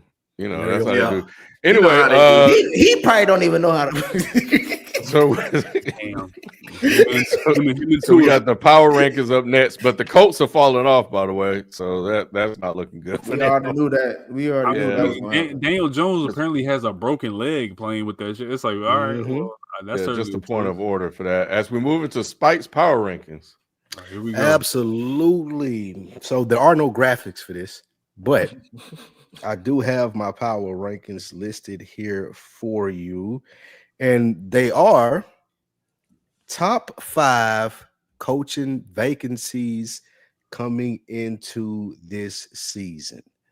So these are the hottest spots for head coaches, most likely Mike Tomlin and John Harbaugh, they could go to this season. Number 5, the Browns. Got a hot shot young quarterback there in Shador. You got one of the best players in the league, as I said last week, in Myles Garrett. You can go build you something there, man, with the Browns. And they got some draft picks. Number 4, the Giants. I ain't the biggest fan of Jackson Dart, but I do like what they've done, especially with that defensive line. Jackson Dart is serviceable. If you can coach him up to be even better than that, then you got a good chance of being a successful head coach in New York, Mike Tomlin. 3, Tennessee. If you believe in Cam Ward, even though the Titans are one of the worst teams in football, I do think that if you can build around Cam Ward, get him bought in to a new system, he does have the talent to at least be successful in the AFC South. Win you a couple divisions. So from a coach, I'm taking that into consideration. Number 2, Buffalo. They keep struggling like they're struggling. They're not going to the playoffs, but they still have Josh Allen as quarterback. And if you a head coach, Mike Tomlin, and you want to go somewhere where you ain't got to be worried about your quarterback for the next 5-10 years, dancing all in the videos, doing nothing, go to Buffalo. Mike Tomlin Pittsburgh got to be big. number 1. Mike Tomlin will be big in Buffalo. You know who number 1 is? Got to be Pittsburgh or Dallas. Cincinnati. Should have been the Eagles. Cincinnati is the number 1 head coaching destination in the league. They got one of the best quarterbacks. We know what Burrow can do. We know what Jamar Chase can do. You can get that defense revamped through free agency and through the draft. But if I'm a head coach, because we know they coach should be fired in Zach Taylor. If I'm a head coach, I want to go to Cincinnati and work with Burrow and win me a Super Bowl within the next 5 years. Okay. I completely disagree with that one. Wow. Should be the Eagles. Because they cash strapped and Well, they got Jalen they Hurts, a quarterback, so they ain't gonna do nothing else. who? Wait, what? Cincinnati, they won't pay no Spike, defensive players. don't even. Well, so What you think about that list, Nick? Y'all finna go back and forth. I know what the Bengals are gonna do and what they're not gonna do, and they're not gonna fire Zach Taylor, not this season. So I'm not even gonna dream about it. A good organization would do that, but they're not gonna do that. I ain't never heard you say that, Nick. You had who'd you have, Spike? You had the Bengals, which isn't bad if they were to make that move. That is a great one. You I had the Cincinnati Bengals. at number 1, Buffalo at number 2, the Titans at number 3 because of Cam Ward, the Giants at 4, and the Browns at All 5. right, the last 3 I want to talk about, the Titans. Okay. I don't know if Cam Ward is good or not. I know they coaches are awful. I'm sorry, Nick, and I fuck with Cam Ward. Bro. No, you don't. Do you? Shit. But bro, I'm getting concerned, bro. He might get shell shocked, bro. He might get shell shocked. Bro, he's playing for. They fired the head coach mid-season, I know. In his rookie year. What's they the no talent? They devoid of talent. It's one of the worst teams I've ever seen in my life. They have no wide receivers, bro. Yeah, it's one of the worst teams I've ever seen in my life. That's the worst situation. Okay. He's in the best situation. Best because ain't nobody paying him no attention. Okay. I do mess with Jackson Dart. I've watched him play at Ole Miss. He got that little cowboy in him. He got that. I don't know what it is, kid. I don't think. My thing He got that crazy in him and go get killed. Hey, Q. This is why some black women or some black dudes fuck with like Jack Harlow. It's the same shit. That's why Drewski fuck with Jack Harlow. Nigga, he the only nigga in the world still co-signing. Yeah, I don't know, but yeah, I don't know what it is, but he's reckless. I'll give him that, but he got a little moxie to him. Yeah, and the 5th one, Shedeur put up Dylan Gabriel numbers, and you hyping that up? Yes. They got Myles Garrett. They got one of the best defenses in the league. If I'm a coach, but you mentioned if I'm Mike Tomlin, I want to stay in my division. I know those opponents. I'm not moving to Cleveland. I'm not going. Here's what. Yeah, I won't go to Cleveland. But here's what I will say. Because I was really interested in this, and I'm gonna wait another week. But I mentioned a while ago that there may be a Stefanski problem. And seeing Shedeur get out there and put up damn near the same sort of output that Dylan Gabriel did when he was starting is starting to look that way. That's all I'm gonna say for right now. I don't see how Atlanta can't be a top 5. No, right. That was 5B. I'm gonna let you know. I'm gonna let you know right now, Q. I'm gonna let you know right now why, Q. It's not top 5. It's better than Cleveland. It's not top 5 though because no one wants to be tied to Michael Penix. I mean, Mike Tomlin in Atlanta moves me way more than Mike Tomlin in New York. Yeah, but it doesn't. But Mike Tomlin in Atlanta doesn't inspire him unlocking that offense. It does though, Nick, because when the hell has Mike Tomlin ever unlocked an offense? I mean, what I was going to say is we know what he can do with a team with an inept offense. We know he can still win, and that's a very winnable division. Regardless, that's a division that he can go in and immediately take the lead dog. Yeah. The issue is, yes, that team has the talent that he hasn't had in Pittsburgh for the last 5 years or whatever. How long since Nick been trying to fire? 5 years. So it's been an organizational failure. But the other issue that I've seen, the most glaring issue, is his inability or the organization's inability, I don't know which one it is, to pick an offensive coordinator. Yes. It looks like, and the Falcons have had the same issue too. Good point. You're going to get the same shit, bro. It's the same shit, different day. They're going to make the playoffs. 9-8. Yeah, it's going to be like, and then the Falcons fans are going to be like, I'm tired of this. He'll get a lot more years. That's why they That's what. Yeah, that's what. But see, that's why it's a better job though, because 9-8, the Falcons fans will be happy. They be happy. Atlanta go crazy 9-8. 10 years straight 9-8, man. 10 years straight 9-8. A lot of niggas signed up for that. They had that for the Hawks. It was the same thing. Hey, Mike Tomlin to get a statue in Atlanta for going 9-8 for 5 years straight. They're gonna be right outside Mercedes Dome. That's crazy. They gonna spit on his plaque in Pittsburgh for like this nigga couldn't. He have one losing season in Pittsburgh. They gonna sit him out in the U-Haul. Atlanta, you come do this, man. Come on, bro. He would have Super Bowl ring and had no losing season. Pittsburgh gonna give him a bitch outside of that Hyde's Field. Atlanta gonna name the field out there. Yeah, Mike Tomlin Field. All right, super chats. Hurry up and buy. If you could go back in time to attend any sports event ever in history, which would you attend? I'll personally go to Game 7, 2016 NBA Finals. No MJ FIFO. That's cool because I'll go to that LeBron Boston game when they were facing elimination and he What do he make? Like his first 10 shots or something crazy like that? Finish with like 40-some points, like 12 rebounds, like 3 assists, something crazy like that. That's the game I would love to see in person. You would go see that over like Jesse Owens winning in Germany or Muhammad Ali and Rumble. I'm going to Ali. Ooh, that sounds good. I forgot. I don't even think about boxing. That's mine. Mine is Ali. Yeah, I wasn't even thinking about boxing. You know, I'm such a basketball guy. Yeah, I'm such a basketball guy. Like a Usain Bolt breaking the record in Beijing, like anything.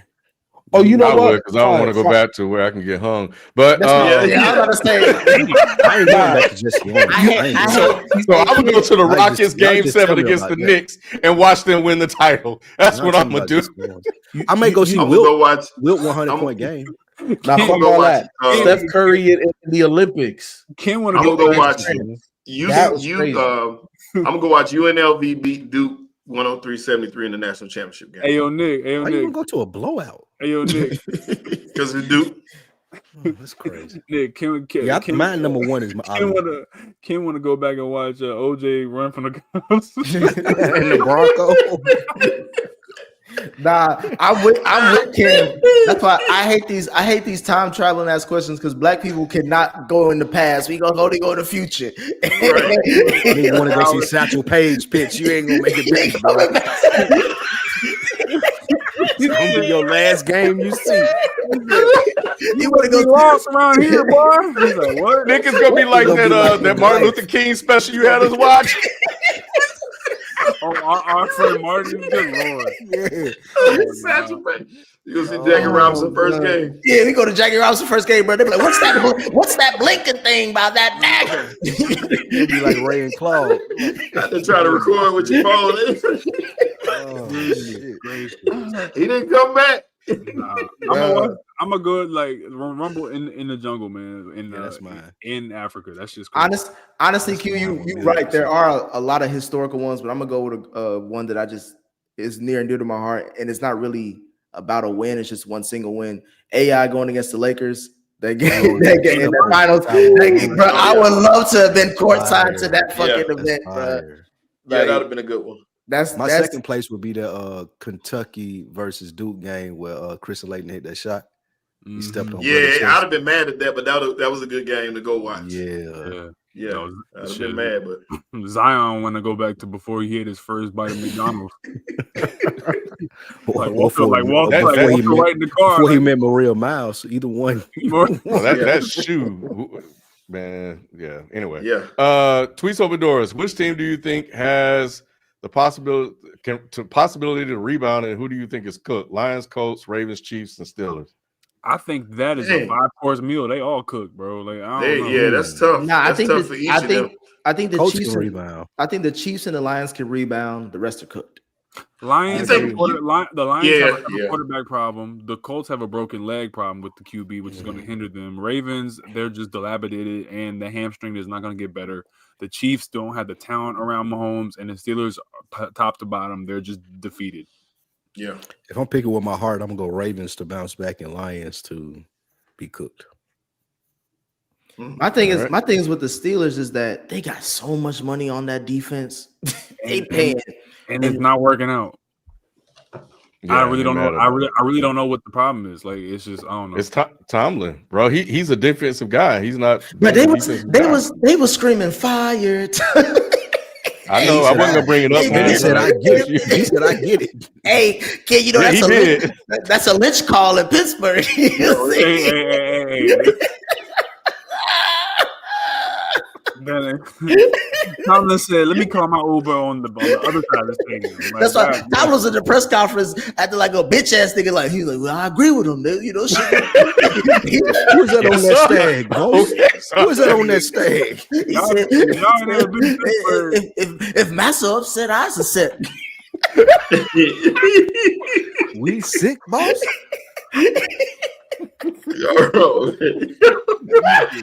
I ain't never heard Tomlin talk like that, kid. It got me in trouble. I was being in trouble in the city now. Y'all wrong. No, that's crazy. Oh man. If they say we the boys, Chiefs era over. Lions peak and Tomlin is done. Everybody, could Quentin Williams be just as, if not a better fit for the Cowboys than Michael Parsons? He's looked great so far. No. Let's stop right now. He's a good. good. Yes, but they do different things. Yeah, He's a great damn run good stopper. fit. He's a good great run stopper. And what have we been complaining about with the Cowboys defense for the last couple of years? They can't stop the run, and that's not what Micah does. So they. My bad. Go ahead. Were overshown as well. You know what I'm saying? Like he's been balling. So Shelton says it a lot, addition by subtraction, but they got some guys that can go in there, fill their immediate need, and you could draft another Micah-like player. I'm not saying you're gonna get him, but they're better off defensively now with the guys that they got, including Kenny Clark. If they had just paid Micah 2 years ago and they could have got this Quentin this year, the defense will be nasty, probably. 100%. Yeah, it helps them on the interior of the line, and him and Clark play well off each other, especially with a weak linebacking core like we have. Overshawn comes back, he gives you some speed. Can't replace Parsons, but he can give you something similar. So yeah, it looks like he's been balling. Complimentary piece. He's been balling. Overshawn, Overshawn. I mean, he's not Michael Parsons, but he's been doing his job. Plus more. My thing is, this will be a great test to see how that run game or y'all run defense is, because like Detroit, that's the only way. That's the only way they're gonna win this game. Because what's his name? Gibbs, who's having a great ass season, low key. If they stifle him, then I'm like, oh yeah, the Cowboys gonna easily win this. Yeah, for sure. All right, Ariel, if the Chiefs lose to the Texans, then they're missing the playoffs. If they beat them, then they're making the playoffs and winning the Super Bowl. Either way, I'm pissed. Okay. Man, if Patrick Mahomes win the Super Bowl this year, I might have to call him the GOAT. I might. Yeah. I might. I agree with that. I'm with you. What's crazy is that it's so wide open you can make a case for a lot of teams. Yeah, I know. And there's so many teams that have like the Rams are the favorites right now. Did you not watch them this weekend? This year is the most. This is the most wide open it's ever been. Like I said, the goal this year is to get to the playoffs. Also, I just that's your goal. Let y'all know. Reiterate what I said earlier this year. Cooper Kupp has never in his life been better than Devontae Adams, but that's a whole separate conversation. My thing is like it's so wide open. Q, we can have the Broncos versus the Bears in the Super Bowl. That would be the ugliest. I know, and I'm not watching a damn thing of that. I'm not watching a second. That's all. You know what, Nick? If that happens, if that happens, I'm gonna go back and watch the Thunder versus the Pacers. I'm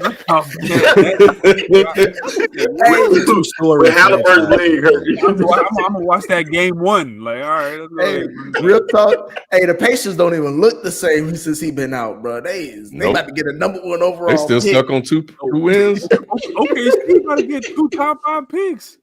Yeah, crazy. No pause, all Diddy. That's all right, Ariel. Resume. That's probably for something else we said earlier. Hurry up and buy. Amon Ross did the Trump dance, and the Lions turned shitball right after. Ken, you said it earlier. Patrick Mahomes' wife with the Trump thing. Saquon Barkley went and played golf with Trump. Everybody that's touched him has pretty much struggled this year. I forgot about Barkley and Trump, bro. Yep.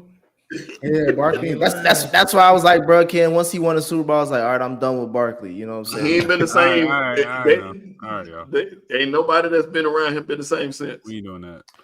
Every year there's a division so mid, neither team deserves to make the playoffs. This year, the AFC North is that division. We ain't doing that. No, we don't. Facts. We ain't doing that. It's usually the AFC South. But they having a twerk contest in the AFC North, bro. That shit is all ass. Hey, Lou. I'm an actual true obnoxious fan of my team, so I'm not gonna hide my emotions like you, brother. But don't let Cincinnati. Hey, the way that defense played, Q, if they play like that for the rest of the season, and Burrow slowly gets against a disabled Lamar Jackson, yeah, I mean, you sound like a Cowboy fan. Listen, I don't care. Hey, like Shelton says, all you care about is the win. I know more than one Bengals fan, ironically, and they worse than us. You know more than one Bengals fan? Yeah, crazy. I know like 2. You talking about Portia? No, I know like 4 or 5, 6 Bengals fans. Dang. Oh, shit. I didn't know they all had of them Cincinnati though. Yeah. Nick, where did the love for Jordan Love come from in such a random hill to die on? What are you talking about? People act like I don't support black quarterbacks on this program. You know what I'm saying? He's Puerto Rican or some shit. Like, But his name is Jordan Love, and he got hair like that. Nigga, bro. That nigga name is Jose Amora, nigga. He Afro-Latino. He definitely Afro-Latino. Nigga Afro-Latino. Jordan? No, bro. His name is Jordan. It ain't even Jordan. It's Jordan. Jordan Love. Dude, you gotta roll your tongue. That Jake solid.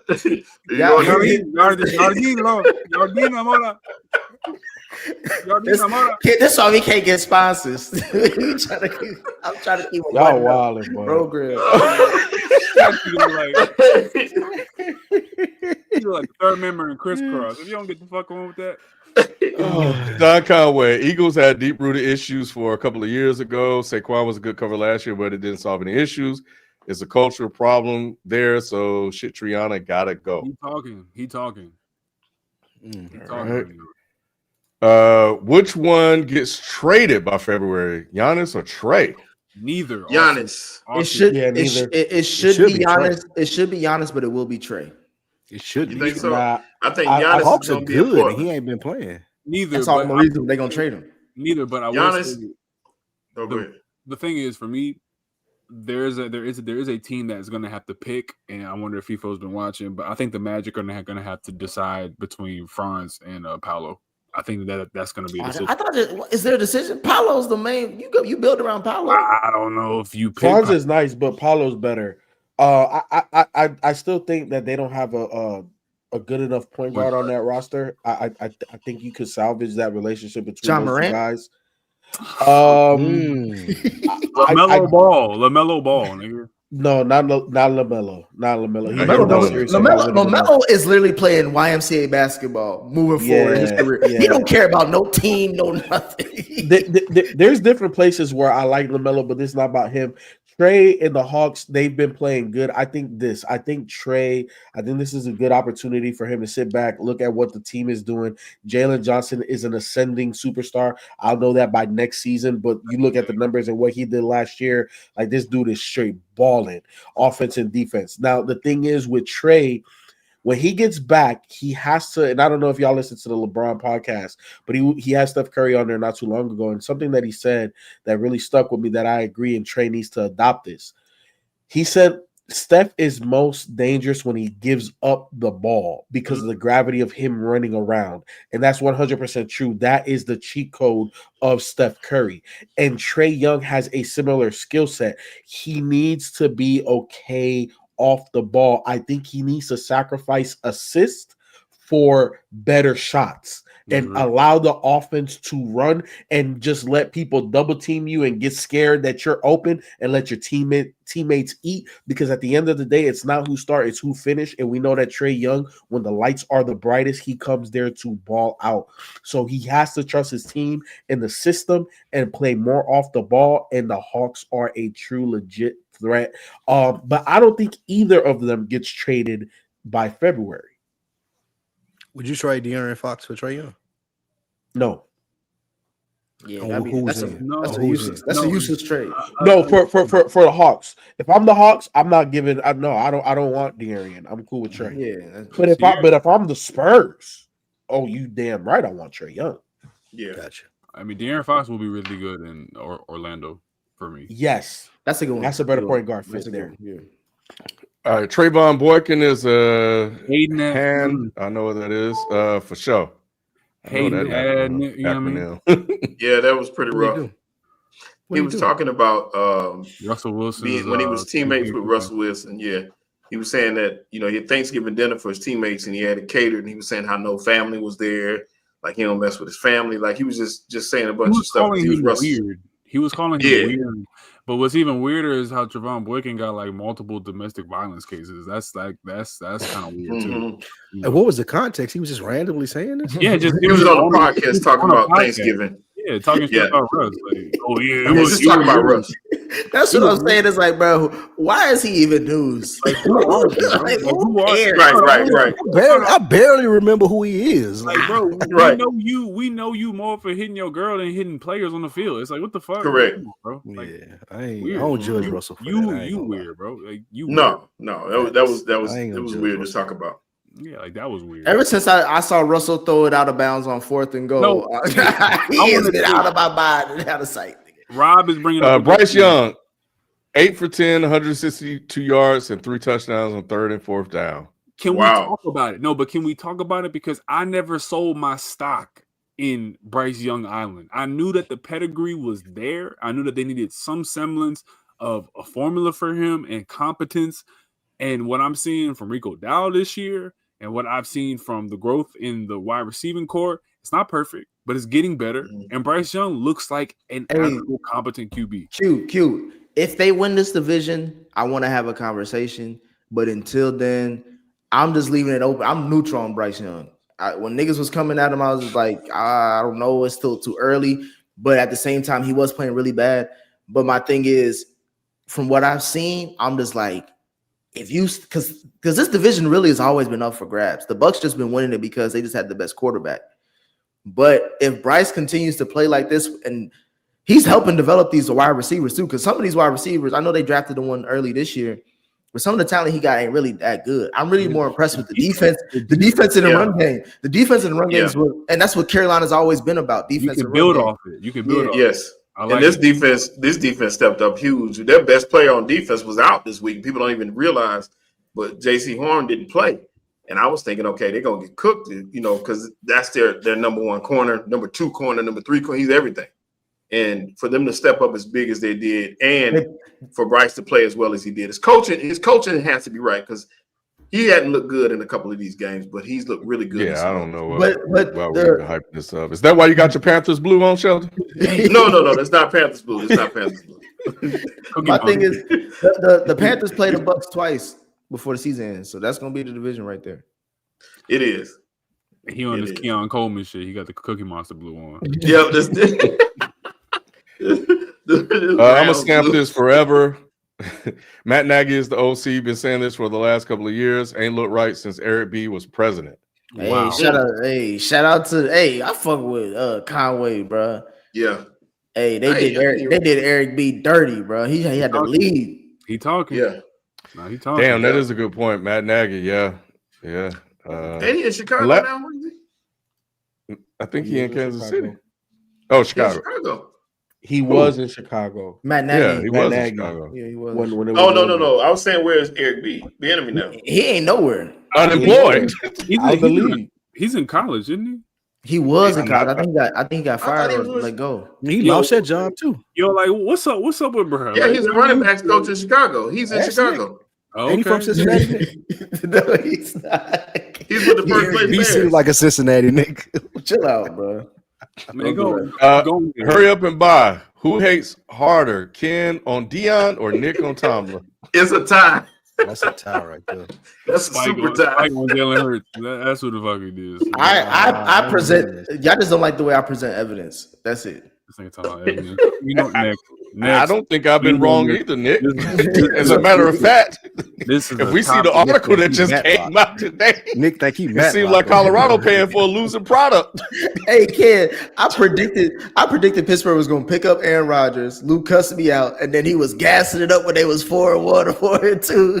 And then and Sheldon, what I always do when it comes to the Steelers, I say, just wait. I was like, I can't wait till they win. Nick, we done seen I was saying that told that as long as Colorado keep Dion over there and they keep making that money, they'll be fine. They ain't looking at Dion said, Ken, he gonna turn that thing around. He promised that. So he said that year 1, year 2. Yeah, he that. Y'all keep listening. He gonna turn it around, all right. He gonna turn around and walk out that door. That's what he gonna do. You know how to leave a place, kid. You know that. I can't believe he get one of them SEC jobs. To be honest with you, He gonna be working at ABC, nigga. He ain't working at SEC. I ain't gonna listen to Spike. Spike almost got me, bro. He did. We gotta end this. He did, Shelton. We gotta end the show, man. Herb and Bob, with Zion out again and Josh stuck in a bad slump, do y'all think it's time for either to get traded? If so, where? I tried to tell y'all about it's y'all. time for both of them. Yeah, They need to get traded for each other. Traded to the G League. Just Trade them for each other.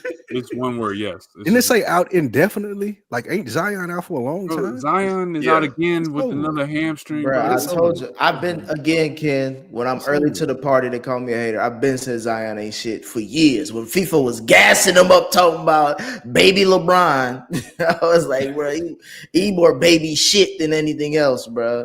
Damn. FIFO, this time when he come back, he's gonna be What's better. my man that got drafted after Jordan? No, before Jordan? Derek Queen. Bowie, Sam Bowie. Queen is Sam tough. Bowie. That's who Zion is. Sam Bowie. Derek Queen is tough, so they can move on in peace. But John Moran, Yeah, no, he is. Yeah, John Derek Black is Joker. John Moran need to go ahead and get traded to YSL or something because I don't know what he's doing. Yeah, in terms of Zion, look, I will say this. I just don't think he has a desire to play basketball at a high He don't level. give a fuck. He don't Why you say that? He lost all that weight. He got on Ozempic. He got on Ozempic for one summer, and now everybody like, oh, he locked in. He ain't locked in, bro. Please. Yeah, nah, you know what it is, Ken? Weight, bro. This is the Ben Simmons effect right here, bro. This is mental health in basketball. The man does not want to play basketball. He wants the paychecks. He wants the limelight, and he wants to eat as much as he wants to eat, but he don't want to go on that court and do what God gave him the gifts to be great at. And that's an internal problem with him. Can us as analysts and fans of the game, that's one of the hardest things to judge, but it's one of the realest things that we just have to say with, us having a podcast and just being in a position to talk about shit. Zion, in my opinion, just does not have the desire to play high-level basketball. In terms of Ja, there's a couple of places that I do like Ja. I don't think Orlando is a bad place. I also don't think Miami is a bad place. Even though Ja is a pick-and-roll basketball player, Miami, they've run the least amount of pick-and-roll in the NBA right now. But they're attacking, and they want paint touches. Ja at his best is not a jump shooter. He's an attacker. And I think that Miami and that culture, I think they could revive him. I think Ja fits in a lot of different scenarios, but I like Miami the best just from a culture fit. To extrapolate what he still has in the tank. Trade Ja in the first. I like LaMelo in Minnesota. I think we need to keep Ja Morant as far away from Haitians and Cuban women as possible. Trade Ja Morant. Ja Morant. I promise you. Ja Morant the first for LaMelo. If LaMelo go to Minnesota, Anthony Edwards is going to beat him up. I promise you that. I promise you that. Hey, Ja in Miami is a good fit. Long. He always packing the heat, so I think it'll work. It ain't gonna take long. It ain't gonna take long for Anthony Edwards beat LaMelo Ball up if he go to. Can we get LaMelo to Houston? No. Keep Melo away from anything that wants to win. No. Now, I think LaMelo can play winning basketball, but he has to be. You got to let him play free. But he has to understand time possession. He needs a vet. Bring Ja home. Bring Ja home. Trade Ja for LaMelo, and we'll be fine. All right. Damn. Shout out to you, Hurry Up and Buy. We appreciate those super chats. That's real. Yep. Appreciate it. All right. Well, that's gonna do it for us, man. We appreciate everybody tonight, man. Make sure y'all tune in because these games are every game count even more now. The stakes are high. Shout out to De La Soul. It's getting hot. So definitely come back next week, man, and we'll recap everything that took place in sports. We out. Peace.